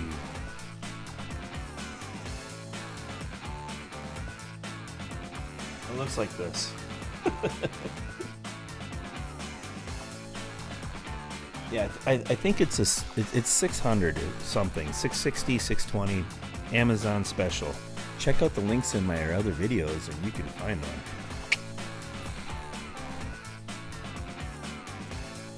one. Iowa? Holy cow. Daddy Dutch must be like, he's got stuff sticking to things, probably. That big, tall guy. Tall drink of water. Hey, yeah. Yes. A couple more weeks, buddy. We're going to be hanging out, Dutch. Exactly. And that's right around my birthday, so we might have to have a shot or two. Okay, so you're a little bit south of Kent, so you can, you know, can tell you that it's like 1 degree cooler where he's at, in Lamar's, or Mars Bar, Lamar's. Prepare your liver, yeah. God, I think we're going down there for the day, the way it sounds, because yeah, we don't know yet, but we are most definitely going to go down and hang out with the Dutch. Got to figure out what we're going to do, you know, not sure yet. Q36 space bar. Oh yeah, I can bring the Ukrainian booze down. That cough medicine crap. You'll be wasted in no time at all. Yeah, that's for sure, Julie. He is a tall drink of Canadian whiskey. My favorite grill? Oh, Charlie.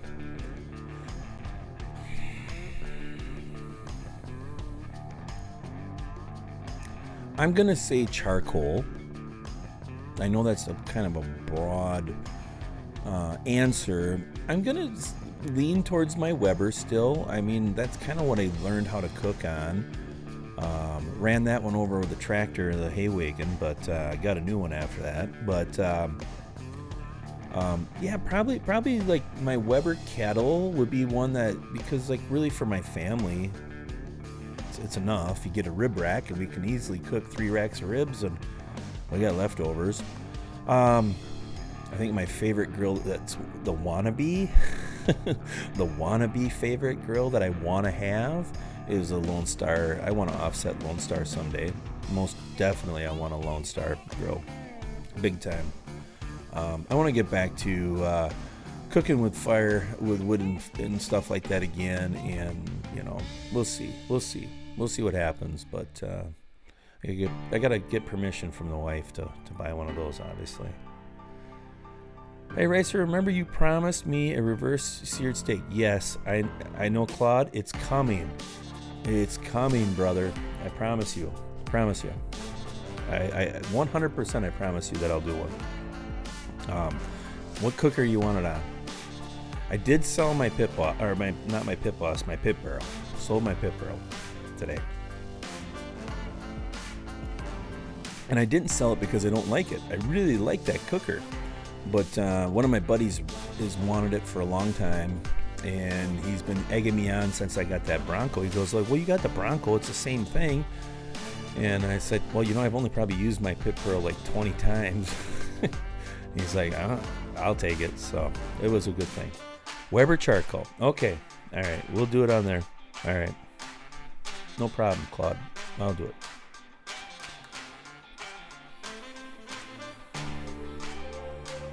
Oh yeah, Darren, don't bring any Ukrainian whiskey. Just bring some Polish stuff, or wait, you're up. Bring some Finland whiskey or something. Well, Finland booze. You're up in Minnesota, you know, bunch of Finns up there. You betcha, Claude.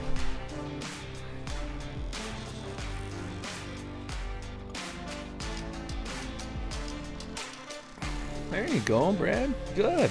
Those are fun. Those are fun little cookers for sure. The Bandera, that tall pipe. I think I think for a while they quit making them, but I think they're making them again.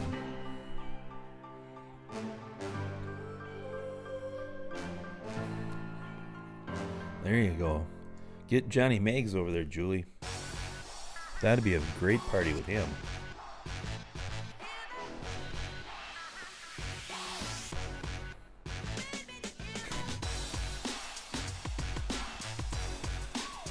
When am I doing a comp?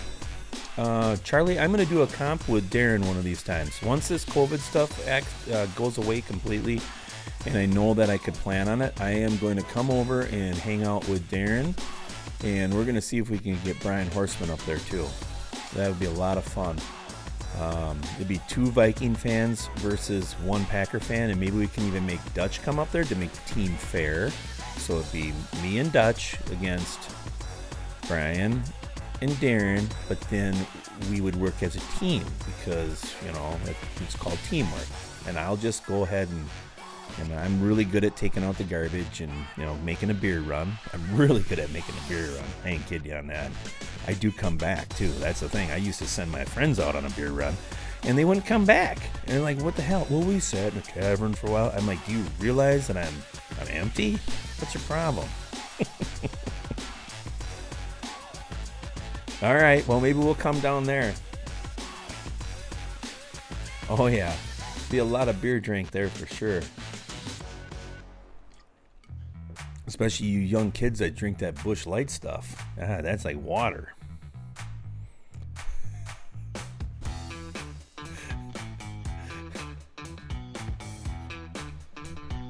There you go. That's right. Dutch does have the modded Tom Horseman Weber for sure. So it's a little bit of acquired taste.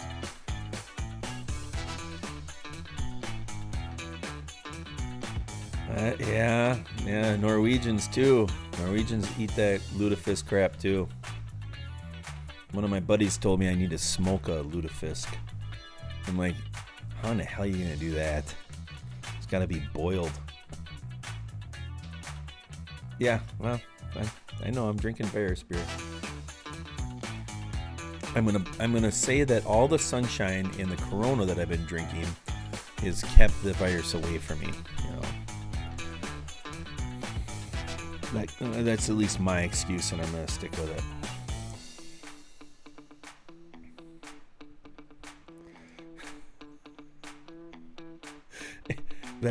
That's right. Well, no, we got Darren.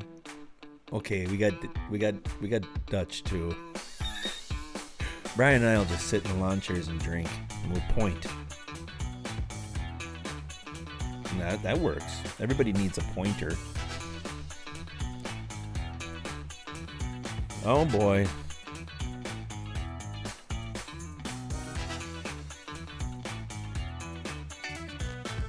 My impressions on the Masterbuilt, pretty cool. Friday I ran, I complete, like, let's hurry up and cook some food because we were leaving early Saturday morning to go up north all day and all night actually. I ran it at 450 degrees. I did a split, whole chicken, 3 pork chops. Darren's heard this story twice now. And 2 ribeyes along with 3 packages of brats. And it did damn well. Now, the 450 degrees was too hot for the chicken and the skin. I mean, it got one piece, two pieces actually got pretty charred, but that was cooking air. I should have paid a little bit more attention, but pretty neat. I mean, you know, you just fire it up. I don't like how the ignition part of it, where you shove a tumbleweed in there, or you like some type of fire starter. I don't like that concept. I think you have two little rods underneath there. I think there should have been something designed just a little bit different on that part. And I know, like Tom, and again, I watched a lot of Tom Brian Anderson's and Tommy's videos before I purchased this thing, and I think they all kind of talked about like the lighting part of it. It's kind of cheesy, because like, you know, the tumbleweeds are too big, and you gotta really shove them in there. I have a grill gun coming, you know, the crazy torch thing. I'm really excited to get that pretty soon. Bob Healy's sending me one of those, and I'm gonna use that to light it. It's way easier. But no, I think it's a pretty cool grill, to be honest with you. I mean, I love charcoal, and I've always wanted a gravity fed, and I've told everybody a billion times that I've always wanted a Stumps. But this is an inexpensive grill that, you know, it's not going to last very long. You're going to probably want to do that stainless steel insert that I saw a guy come up with. But yeah, it's fun. It's really easy though. It literally only takes, I think, to get to 450 degrees was around 8 minutes, 9 minutes, something like that after I lit it. Hey Todd, how you doing, buddy? Thanks for joining in, man. My favorite protein, I'm going to tell you that it's a ribeye steak. I mean, I will tell you that next to that, if I'm like for grilling, it's ribeye steak. My favorite thing to smoke is beef ribs. I just love beef ribs. I think they're better than brisket, to be honest with you. Call me whatever, but I think big old plate ribs taste way better than a brisket. And I like brisket. I like brisket a lot. I kind of like the fat content in a good plate rib. You know, just tasty. But I like making regular pork ribs too. But my favorite to grill is going to be a ribeye, and then I'll go into the beef ribs. Yeah, big old dino ribs. Yep. Yeah, love them. And just they're too good. They're too good.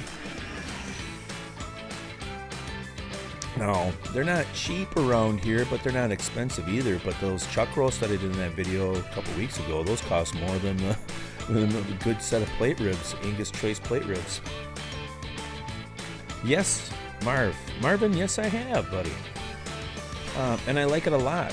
I have a Nova, and gosh, for years I would use it. I mean, I've had it for 3 years now, and use it all the time in the wintertime. And I had two ways of searing my steaks with it. I would typically light a charcoal chimney and put a little, I don't know, what was that, 8-inch, something like that, 12-inch or something like that. I got a brand new Weber grate over there. I can figure it out, but smaller little grate. Throw that above the charcoal chimney and sear the piss out of it for about a minute aside. Ran them up to about 120-ish, and yeah, that is good for the wintertime, especially for the winter. Hey, how you doing, Bill? Chicken fried in here. Thank you, buddy. And you are right, brisket on a stick. Awesome. Good job, Rob. Love them. Yeah, isn't it? I mean, they're just good. They're just good. Now, there's not a ton of meat on them if you only got like 3 bones there, you know, so you got to get a couple plates. But that one video I did 4 racks, and that was perfect. Had a couple meals, you know, and then actually the last part of it, I just shredded it up, and oh god, that was a good beef sandwich for sure.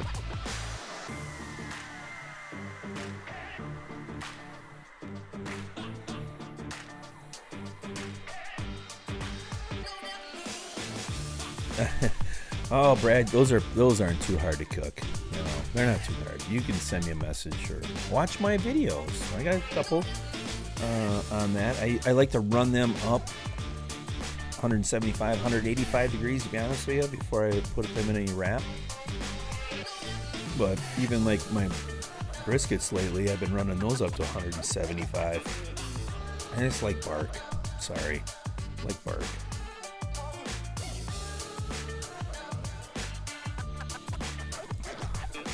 I am now Sir Pickles, dang it.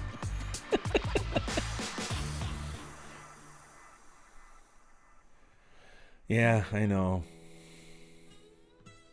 My beer wrecked everything. But you know what?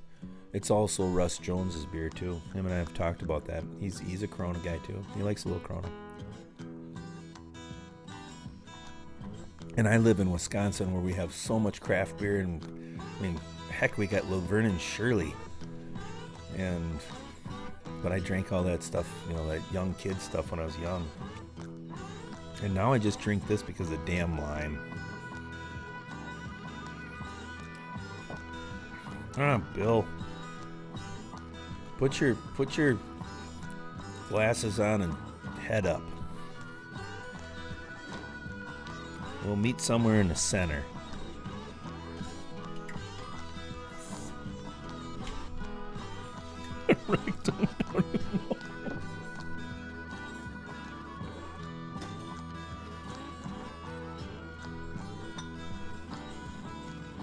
Who did I see is getting an... Oh, yeah, Messy Mike.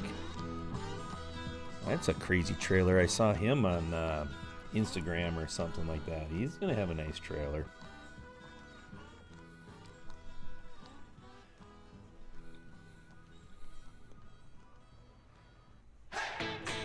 $1,000? Grand champion? Well, Dutch, you can't just get people's choice, damn it. If I come down there, we better win. Remember, I'm a champion. I'm a champion football coach. I don't take second place.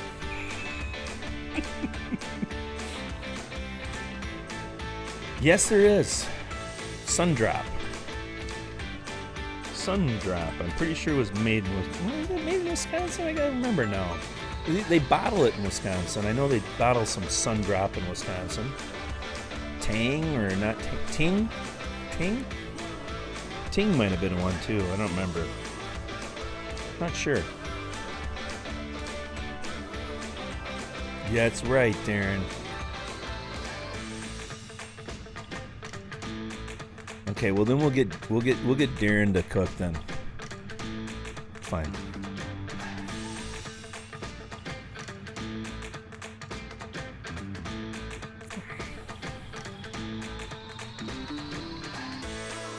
Yeah, I might just take the family and take a ride, so I'll come down there with my spatula. I got talked to about an apron. So I got talked to about an apron, and I told Darren about it, and I said, yeah. And he says, I wear aprons all the time, but I'm too afraid to put them on the video. And I said, well, don't be afraid, because I'm going to put one on.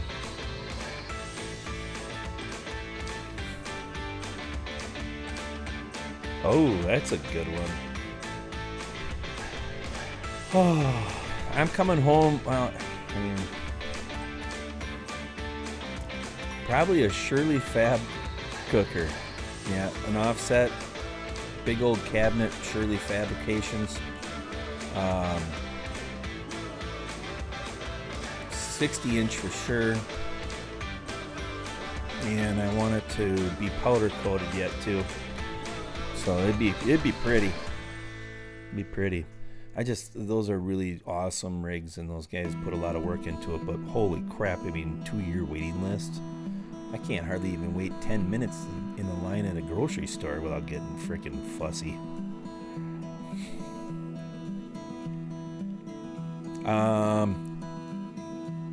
Oops, let me hit this. It was Jimmy Q. I sent him a message. I was hoping he's going to be in here tonight, but yeah, Jimmy Q won. And tonight we're doing hashtag Clucker. Hashtag Clucker tonight. Yeah, I agree, Robbie. Way too hot for me too, but I'll add it and it'll be something funny. I'll add something funny. So it's Clucker, just like this tonight. You get yourself a nice little thing of Clucker dust. It's always good.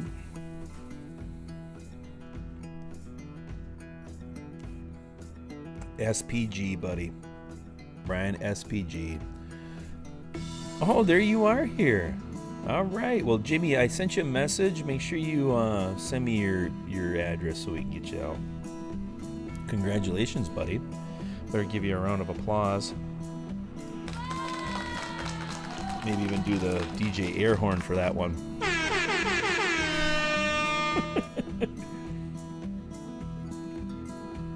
You bet.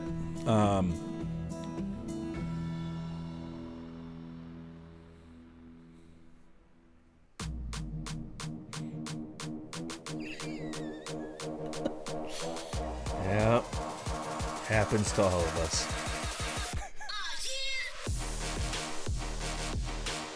Yeah, I seen that. I love that one. Great Halloween gadget or pranker. But no, the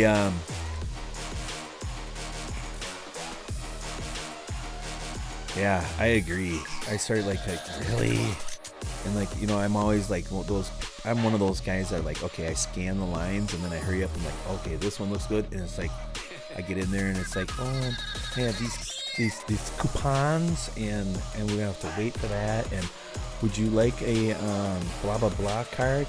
Yeah, save 10%. I'm like, fuck.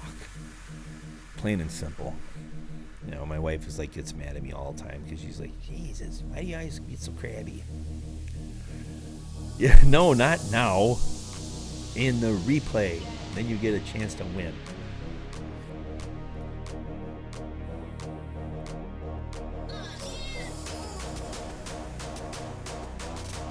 Yeah, I missed Ryan's show on Friday because we had things. Coupons, yeah, coupons. There we go. I have to watch the replay.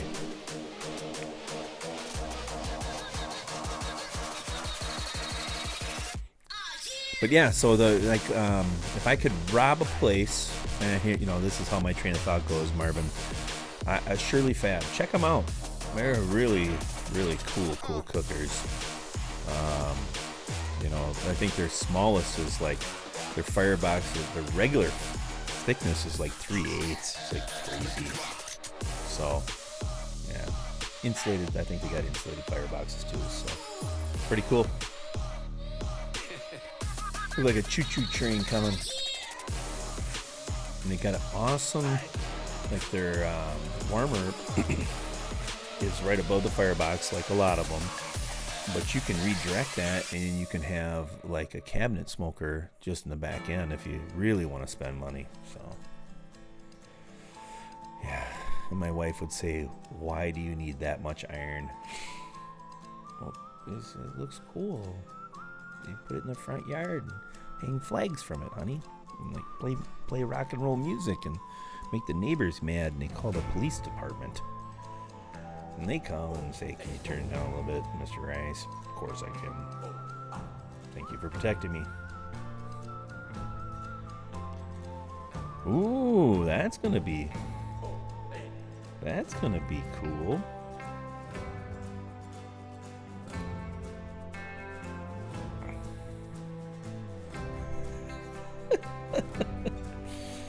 Yeah, I gotta come up with something else. I mean, I was hoping that the Killer Bee thing would have been a little bit more popular, because like shit, that was like lasted for a week and that was gone. And it's like, can't we, you know, if that would have been like better, I would have tried to come up with something. But you know, yeah, the quarantine albino killer bees. My one buddy said, like, "Geez, Racer, you look like an aardvark, a white aardvark walking down the street." Yeah, I know. Yeah, what cooker are you putting in there? You putting it in your Highlander, or do you have a hog pit, Daddy? Freedom bees.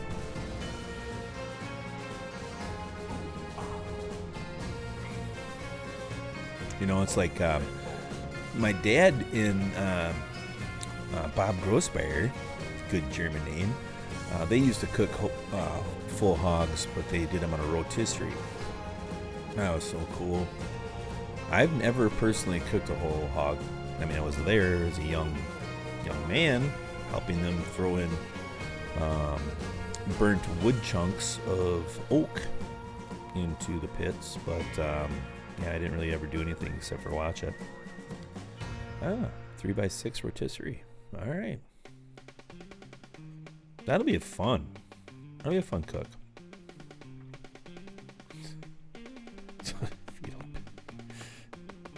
You know, it's like the whole hog thing. They're just beautiful when they get those like nice amber color to them and all that, and you shove a freaking apple. My buddy of mine has a good hog cooker, and it's actually Danny Grossbeyer, and he watches my channel sometimes. I don't think he watches this stuff, but he's a butcher like his pa was, and he has a really cool hog cooker. And yeah, he'll pull that out on the table, and it's got the apple shoved in its mouth and all that, and the kids all look at it like, that's gross. You can see its nose.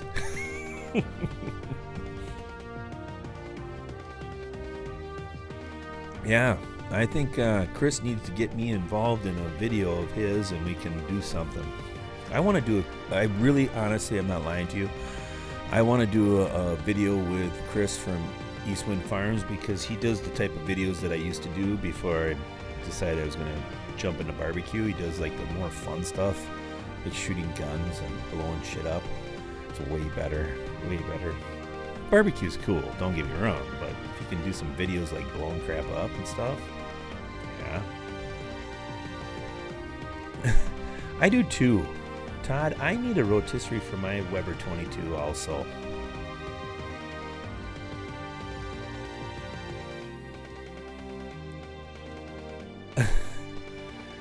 Online. Was it Cajun? Is it Cajun Grill or something? Don't they have something? Phil had all. Go over and check out Phil's channel. He had that rotisserie with that ring. What was that ring? I can't think of the guy's name right now. I'm sorry, but they had a real cool thing in there.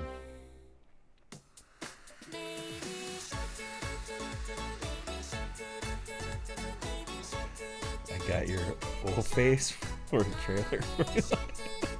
Okay.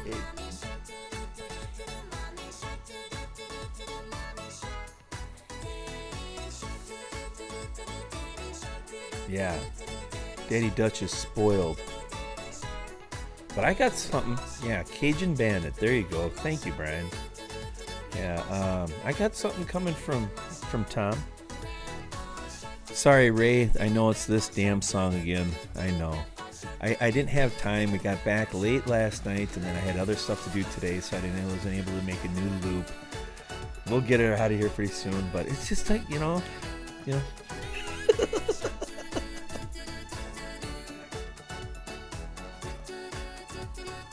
And boy, do I have a classic Dale Best. Well, Dale, you guys know him as Dale.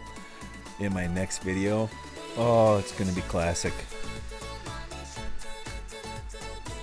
Yeah, he is, buddy.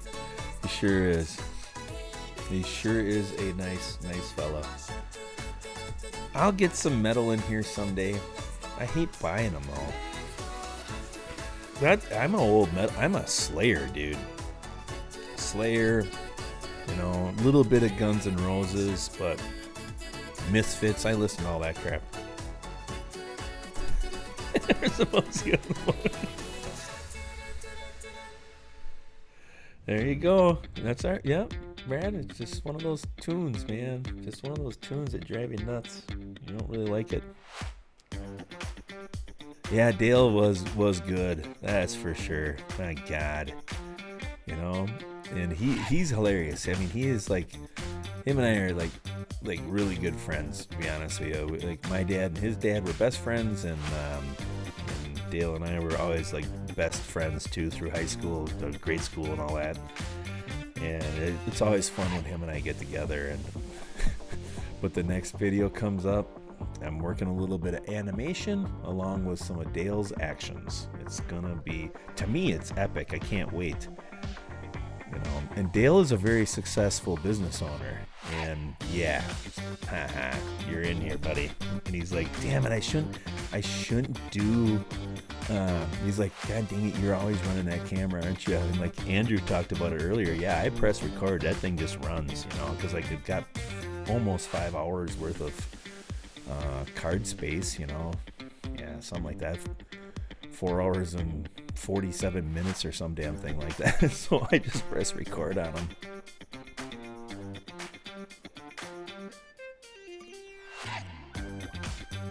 Nice.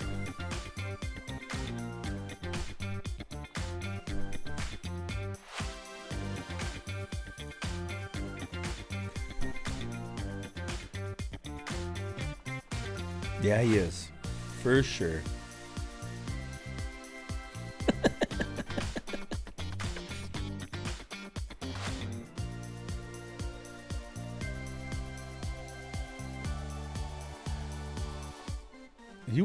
You were just a kid just a few months ago, buddy. I ain't kidding you.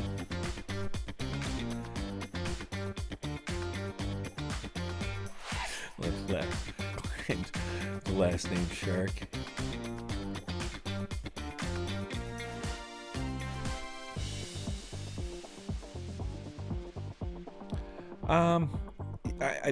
It was a Facebook post, Grumpus. You know, I haven't really like talked to her, but I think she's doing okay for the situation. I think they're doing okay as a family. Very strong family, so I think they're doing okay. Yeah, it always sucks, but I think they're doing okay.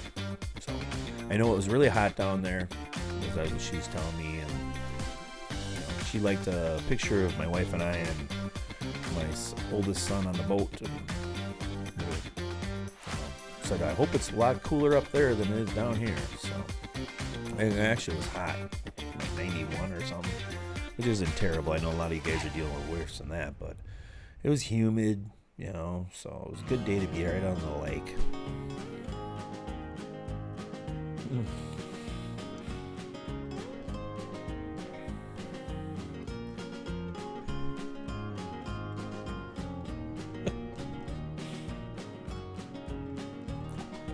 Yeah, it is good to hear. Very good to hear. She's doing good, I think. You know, I mean, nobody's good, but you tolerate and deal with it. Yeah, Charlie, you are a goofball. Brad, he's a good goofball though. Pickle's all of a sudden violent. I know Pickles doesn't get too upset. Charlie doesn't get too upset, that's for sure. Oh, we could talk about Pickles right now. Well, Charlie, we did a thing called catch and release. My oldest, took him off the hook. He said, farewell, young man. Grow, and then we will come back, and we will slay you again. Now, I got some good pictures, though. There's like 5 eagles on that, bald eagles on that lake. And I got I have a decent telezoom. But, man, they're just too far away. So, but I got a couple pictures for us for memories. Nothing that I would really share. Just because they're just a little blurry. And when you can't really spot in on that son of a bitch, you know. I'm like looking at her, like, okay, I think so, yeah, okay, you know, but yes, hey, yeah, catch and release sucks, but I didn't want to ride home with stinky fish in the car because we had other plans after that because we went out to eat. What a dump that was, but we at least paid for our food. It's so funny. I'm going to tell you this story. People that have a restaurant and work really hard, and they work hard. Damn it, they work hard to serve people and all that. And these big tons of funds that were sitting at the table right next to us, tons of funds. And if you know what that means, you know what I mean. And I'm a fatso, but I'm not a tons of fun. And they were sitting there, and this lady complains about her food, sends it back, which, hey, that happens sometimes. It comes back, and the ton of fun eats the whole meal. And then she complains again. So then they came out, and like first the waitress came out there, and then the bartender came over, then another waitress or something like that.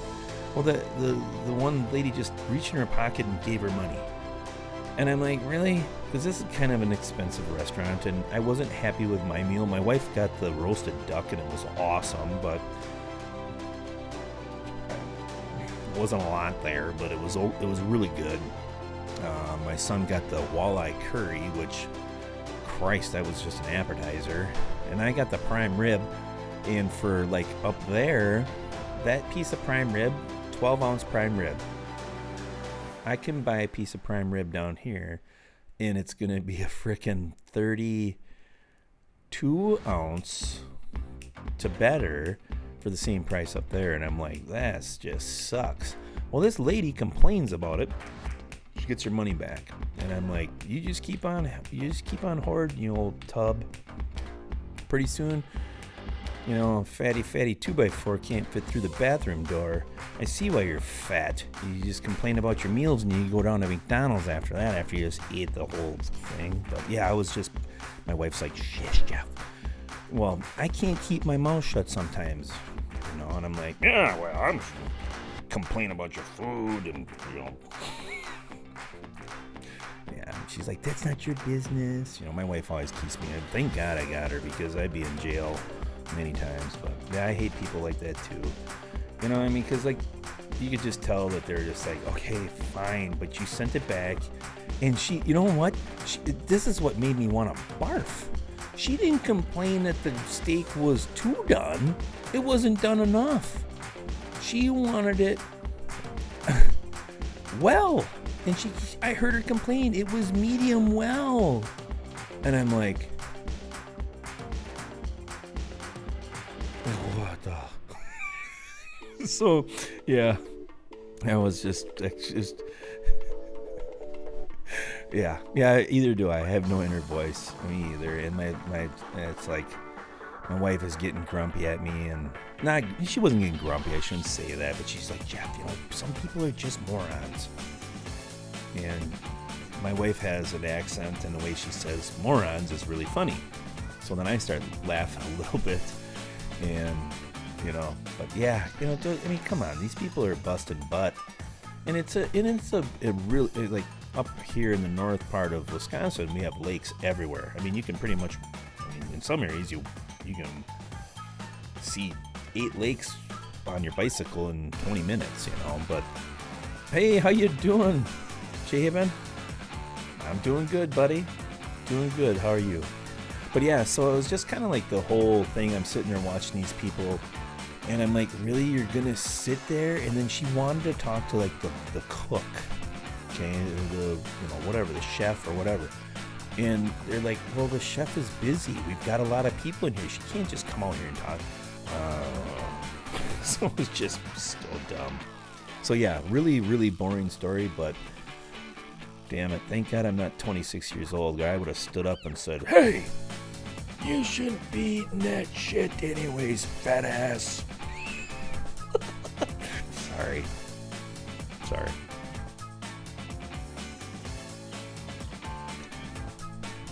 Dark soul.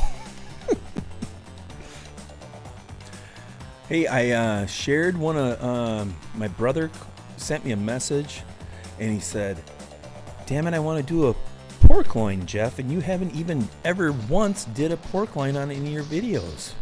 You said you're going to do one. And I'm like, well, I got the guy for you. And I shared your cedar one with him, and an older one that you did with the pork loin.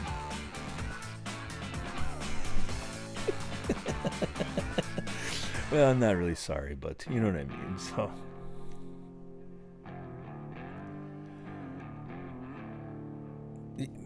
yeah. I agree. It has to be like I ordered,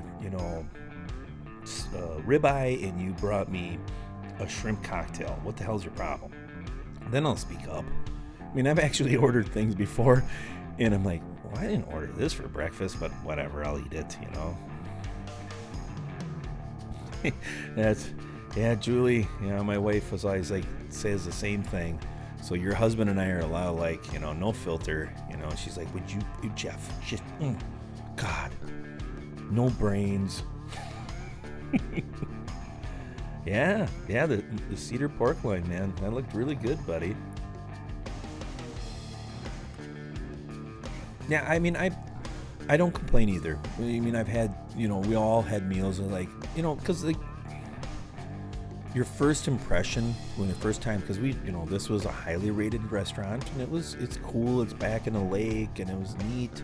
They took some old, ranch style house or 2-story ranch style house. Can't explain it. We walk out basement and they made it into this pretty cool restaurant. And there was absolutely zero social distancing in there, and I don't care anyways. Breathe on me, sniffle on me, let's get it over with. But the thing was I'm like laughing. I'm like, yeah, these are all people from Chicago in here.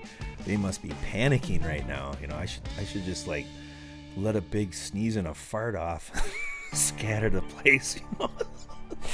But no, But yeah, I don't say anything. It's like, okay, because my prime rib was not medium rare. Sure, it certainly wasn't. But my wife, she ordered the roast duck, and that was awesome.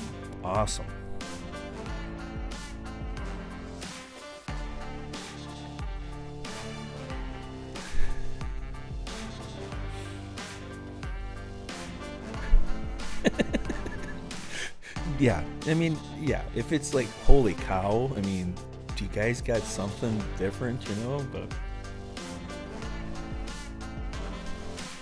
yeah, right. It's just weird.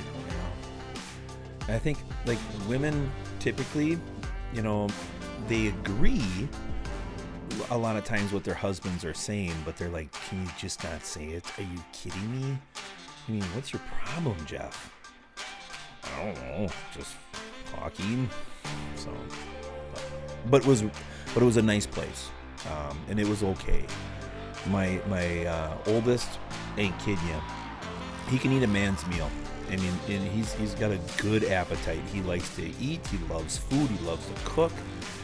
And they bring him out this walleye curry, and I just look. I'm like, oh, frick, we're gonna have to stop at McDonald's. We got home and we ate. He ate. I was okay. Hey, thanks, Josh. That's all good, man. Thank you. Yeah, Andrew, he crushed here, buddy. Yeah, it is. It is sent one for sure, buddy. It's just weird stuff, and I get it, I don't know which way to go with any of this crap anymore. Sick of it. Just kind of life is a little bit more boring right now, that's for sure, because a lot of things that we did during the summertime, ain't going on now. It's all shut down, so.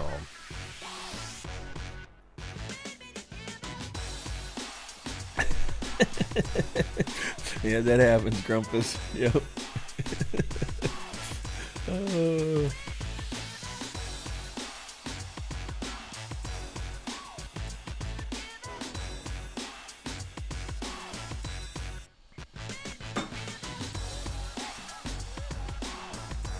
Yeah, so I'm hoping that everything just backs down a little bit. I do want the kids to go to school. I know a lot of people don't really know about that answer, but I'm going to tell you right now, if my boys don't go back to school, they're going to get dumb, because our school they didn't make those kids work since, no. I hope that if they do this home thing, that they actually have to like join in. My youngest, he was the only one for 3 days in a row that joined in their like Zoom calls out of his whole class. Come on. Hey, kids need to have structure. They need to have some type of thing that they have to be dealing with every single day. Because if not, they just become lazy and they don't give a crap, you know. And yeah, I'm a little bit worried about, you know, the younger generation thinking like, shit, I shit my pants yesterday. I gotta have some type of virus. I'm gonna have to be quarantined for 14 days. And I'm thinking in my head, you know, like, that was a daily routine back in the 80s. Pull my finger. You know, we didn't care. Our diets were crazy and all we did was drink beer.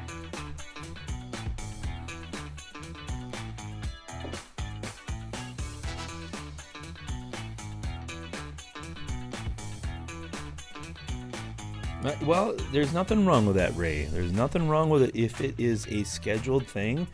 I don't think there's anything wrong with homeschooled stuff at all. I'm saying when a public school goes homeschooled, it's not planned for and they have no idea, especially like the little towns of 1,400 people. They don't have a freaking clue what they're doing. And I like the teachers. I'm not blaming anything. They just weren't prepared for it. So hopefully if they do that, they're more prepared for it.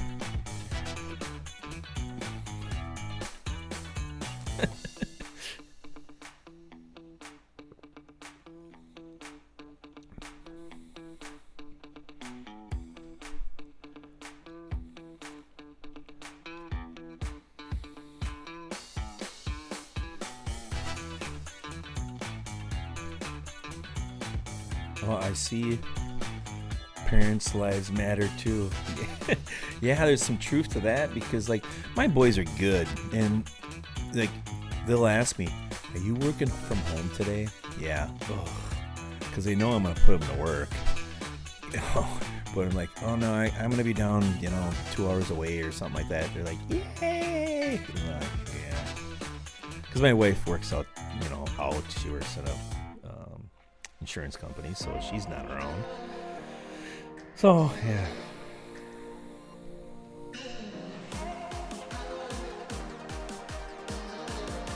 Wow. Well, mask, you know, it's so funny, like now everybody's gonna just wear masks all the time because it's supposed to be like, and like, who are you gonna be able to tell who's the robber anymore? That's what I said.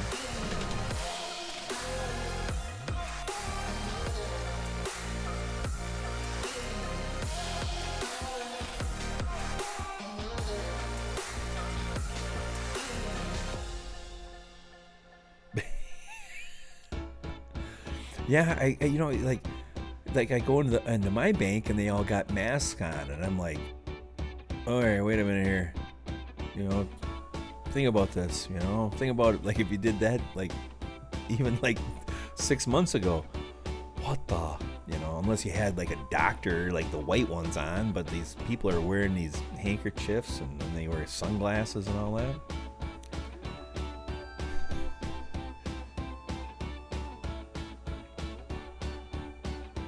Yeah, you couldn't. Yeah, I agree.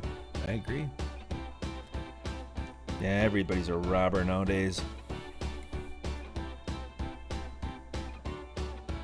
All right, well, this time I'm gonna really head to the John for 1 second, and we'll be back, and we'll talk a little bit, and we'll close up the shop. We'll close up the tavern.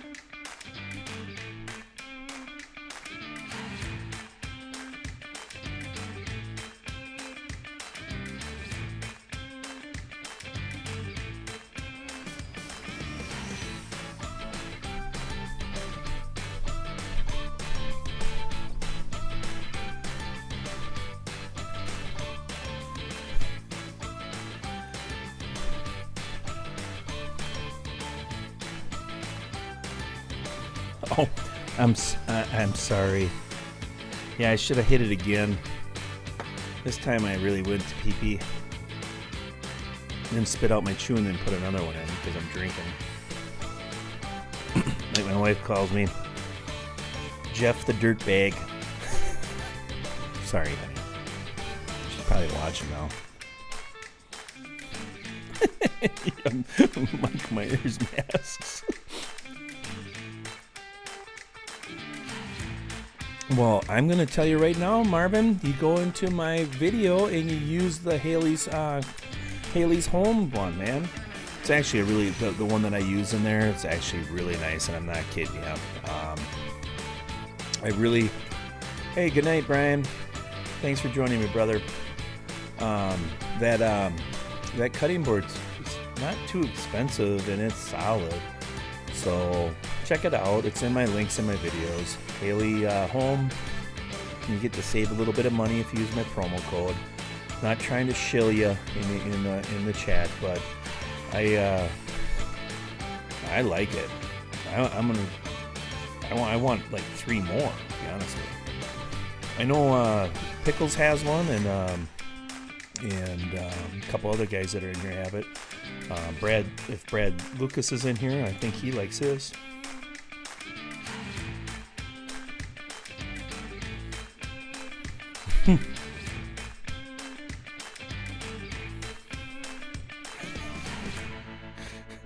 Married an axe murderer.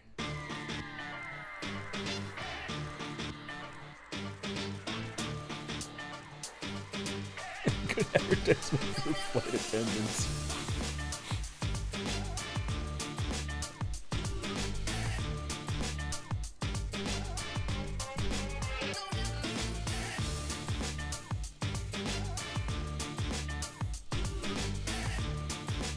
Pickles is overrated. Well, I'm still waiting for Pickles and Russell to have like a kung fu theater style championship fight out, but Russell doesn't come in here anymore because I don't know, he didn't like me or something. So I'm mad at him too. I'm just gonna be mad at him.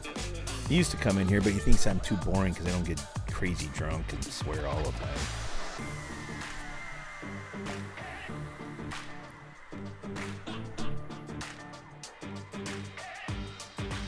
And I haven't been on his live stream for a while, not because I don't want to, but Fridays has been, the boys, my youngest just finished up with baseball, and now they got other things that are going on. So, yeah, summertime is up by us is still kind of 50% normal.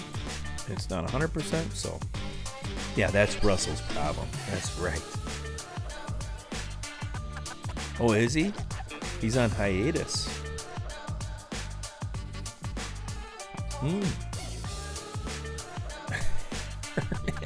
Man, I must have missed a lot of the conversation in here because it's a little over my head. So is the music level, I've asked this before, but I want to just make sure, is the music level okay for everybody to listen to and it's not too overpowering? Or it kind of gets you because I need to make a new one. I will make a new loop that'll continue. Well, just like the blister shows up after the work is all done. How you doing, Johnny? I'm just teasing you, buddy. Glad that you came in and joined me for a little bit here.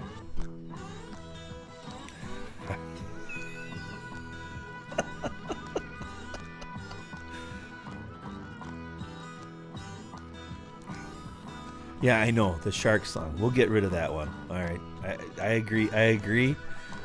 Grumpus, we'll get rid of that one. It's probably going to come up pretty soon again, but sorry.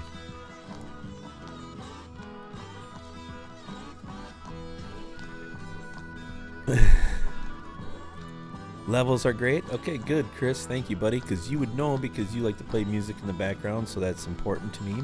Thank you for helping me out, man. Hey, Craig, I didn't get a chance to watch your El Churro video, poo-poo. Can you explain that? Brazilian poo-poo to me? Pew-pew or poo-woo? Something like that. I saw it. I didn't get a chance to watch it. And remember, you guys, I watch your videos I just watch it on Roku most of the time, so, but would really enjoy, I need a keyboard for it.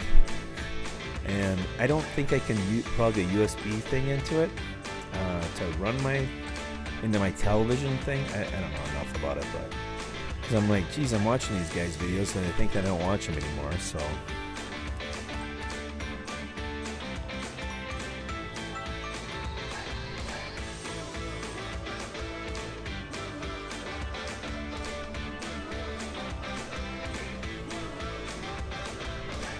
Man, I really want to see if I can open this up and share this.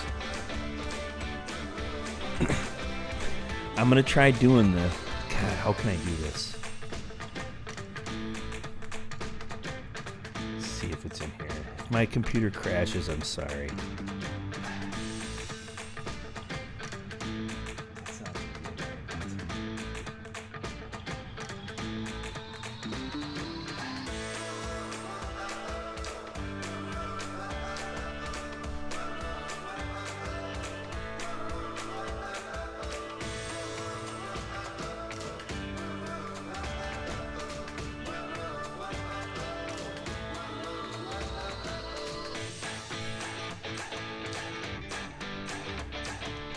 Okay.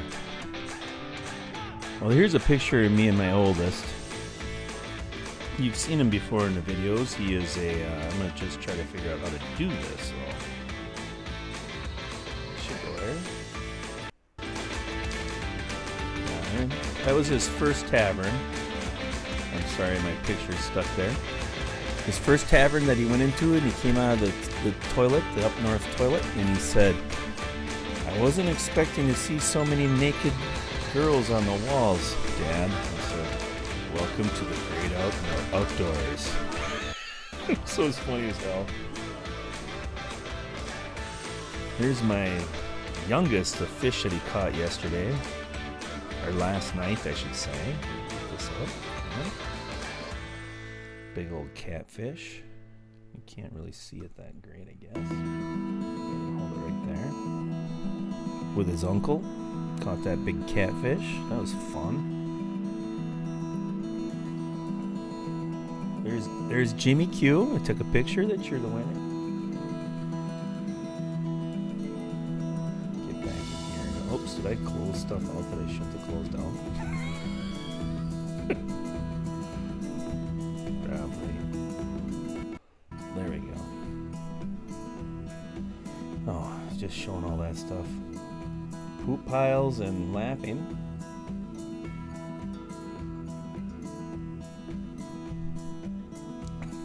Yeah, it's the truth.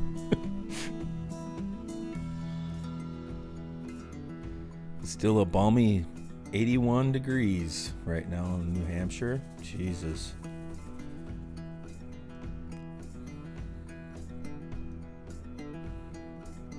Let's see if I can figure this out. God, I really want this to open so I can share this, but I'm so afraid it's going to crash. And if I crash, everybody have a great night, but I gotta show the Dale thing. Can't think it's gonna work.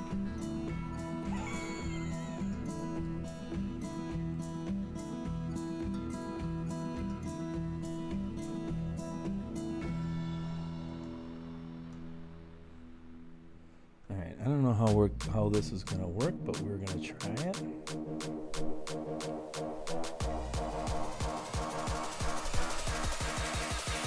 You can tell that I'm a little bored, so I'm messing with, not bored with the chat. I'm just bored because I want to add so much more to my show, but my stupid internet, it doesn't work as good as I want it to. So when it lags, then it shuts down. And ever since a couple times that happened, I'm so freaked out about it. So let's see. Let's see here.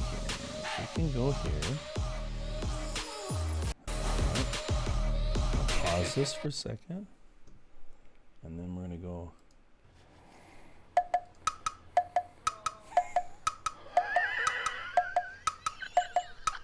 All right, so our 20-minute timer went off. Let's go ahead and fill up this Bronco. Now we're still coming up to temperature still, but it's okay. That ultra Now, is that a perfect moonshot of Dale? It's like, Dale, you screw with me like that, buddy, I'm going to get you. Because all of a sudden he has to walk through there and drop his trousers. And I'm like, you bastard, you're going to get it, so.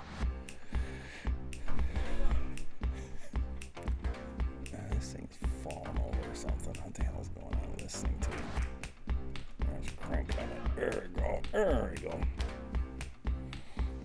So, if you guys saw that, I hope you got to see it. And I don't know if you heard it or not, but yeah.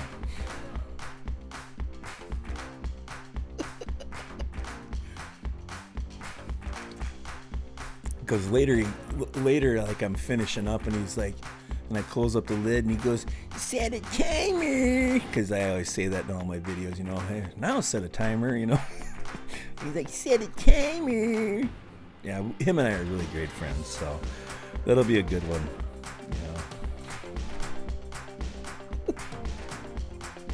Yeah, moss ass doesn't sound good at all.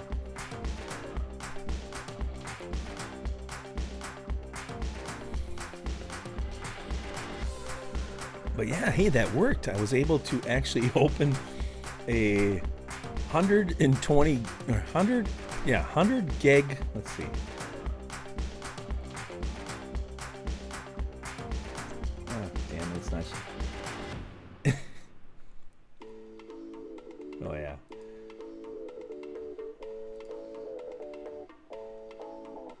Go back here. Yeah, there's a 100 gig on that file right there, so I was able to open that up and do it. So hey, something's working.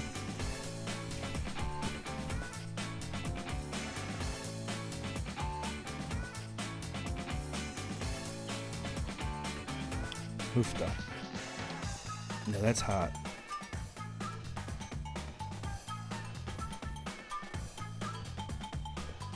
You know, it's like people get climatized, you know, they really do. And I will tell you that Wisconsin, we get really cold, and you get kind of used to that cold weather.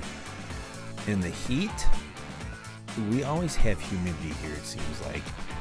It always is humid, and we got a lot of lakes everywhere, swamps and rivers and all that type of stuff, so it's always hot. And when it's hot, it's humid. But when you get those like 85 and there's like, I don't know, 50%, I'm not even good at that humidity shit. Man, it's just like beautiful weather. Beautiful weather. But when it's humid here, doesn't matter if it's 90 or if it's 100, it sucks, you know. But when it gets real hot, no, I get headaches and I want to go to bed and sit in the house. You know, like people in Arizona, you know, 110, 120 degrees. That is, ugh.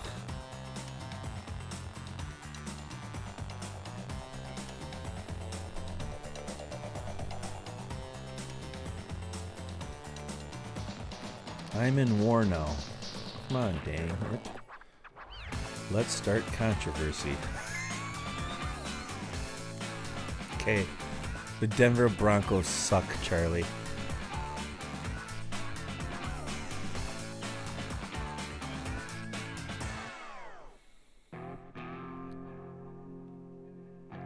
Yeah, the desert heat is drier, that's for sure. A bit much. The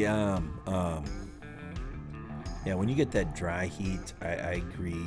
It is not as nasty, but this humid just makes your stuff stick. Stuff sticks that shouldn't, especially when you're a fatso. Oh, 120 without a fire. That's cool. That's cool. Cold smoke. Cold smoke, buddy.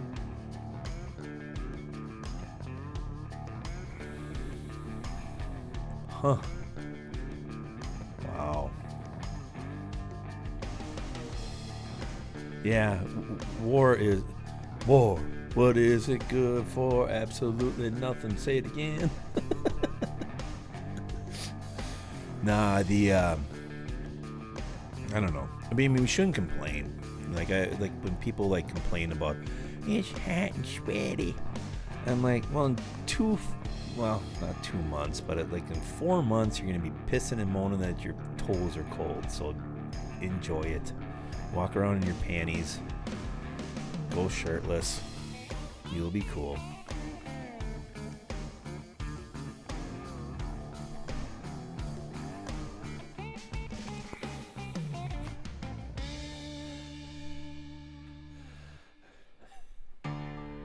Yeah, just liquid smoke, Grumpus. Liquid smoke and throw some cheese in there. God, pretty funny. Yeah. My kid, my oldest again, we were out by the that Masterbuilt and turned that on and he goes, it says it's 94 degrees out. I said, in the cooker. And I said, well, it's 92, so I can imagine it's under a tent, but I imagine it's like 2 degrees warmer in there, you know.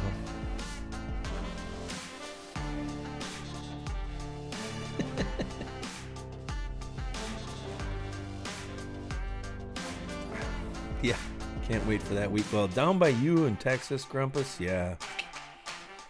You know, it's so funny. I told my wife I want to be a traveler. I said what we'll do is we'll just sell everything except for a couple cookers and buy a trailer and like one of those toy trailers. You got your living quarters in the front, and in the back you got all the drop down ramp. And so put 3, 4, 5, 6, 8 cookers in the back of there, and we'll head south, live on a concrete pad during the wintertime, then come back up here and live on a concrete pad.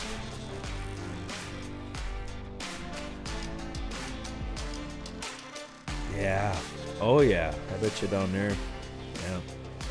It's like my friends down in some of the areas down in there. They're like, the water's so warm, it's like taking a warm bath. We did a little swimming yesterday up here. The water was perfect. Perfect.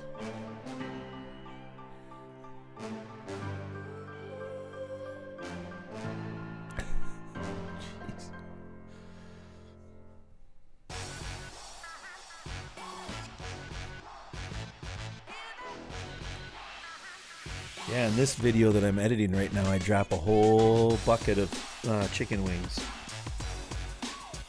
Yeah, don't have great footage of it, but you can tell I dropped the bucket. Funny as hell. Didn't matter though, we were drunk. Go to 4th of July party and cook all day, drink all day. You're gonna have an accident. My buddy Dale, you can hear him laughing so hard. Laughing at me. Pretty funny. No, the dogs attacked it so fast, Grumpus, we couldn't even get them up. I'm not kidding you, because you'll see in the video the dogs are all kind of around us and all that. And they just hoofed. I never saw, like, in their younger, I want to say 2 to 5 year old labs and stuff like that. There was a silver lab, a red lab, and a chocolate lab. And there was another dog, I can't remember what kind he was, but yeah, they literally ate that half a pot of freaking hot chicken wings in seconds. I'm like, guys, we gotta stop them here. They're gonna swallow them damn bones and choke and die.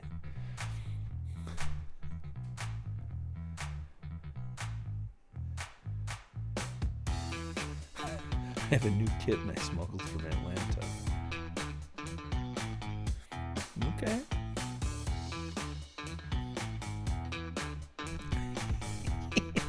That's right.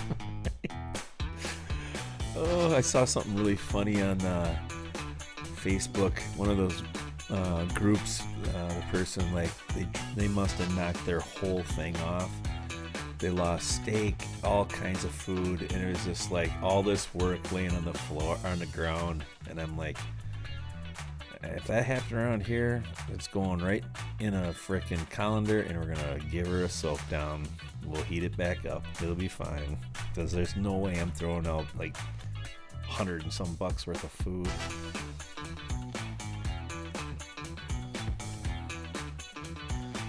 All right, well, Chris, Casey. Yeah, there's a little truth to that. That's okay, Chris. Cats are nice. Meow. Well, everybody, I want you guys to have a great and safe week. Thank you for joining me. Thanks for hanging out we ran a little over again tonight, but you know, hey, it was fun. This is a good time for all of us to talk. Andrew just literally lit up the show. Happy that he came in. Happy that he's kind of got to tell us a little bit of fun stuff about him. If you haven't subscribed to him yet, make sure you do, because the guy is just hilarious, and with his talents, I only expect him to grow and be even better in the future. So pretty cool cat, man. You bet, man. Thank you for joining me, Chris. I appreciate it, buddy. And you know, like we're next week. Remember Clucker Dust again, or hashtag Clucker. Get into the replay and do it, because you know people win. And next week we got Russ Jones on. That's going to be exciting to bring him in. He's a fun guy, and he's a veteran. So we're going to get some veteran talk next week, and I'm looking forward to it. So I hope all of you guys are. Remember, try to barbecue even if it's hot, because you know the heat from the cooker will take away your that heavy humidity. So that's one thing I like about standing by a cooker. You kind of, dries you up a little bit, even if it's nice and hot out. So you guys take care. We will see you next week, and don't miss it. All right.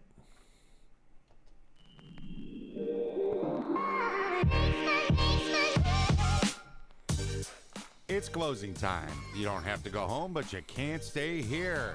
Thank you so much for joining Ricer on BBQ Tavern Talk. Before you go, make sure you hit that thumbs up or hit the thumbs down. Leave a comment, subscribe, hit the notification ringy bell. All of those YouTube things. Action figures sold separately. Batteries not included. If symptoms persist, seek medical attention. Only one per household. Call toll-free number before digging. Caution, filling is hot. Do not fold, spindle, or mutilate. Do not remove tag under penalty of law. Refrigerate after opening. In the unlikely event of a water landing, your seat cushion may be used as a flotation device.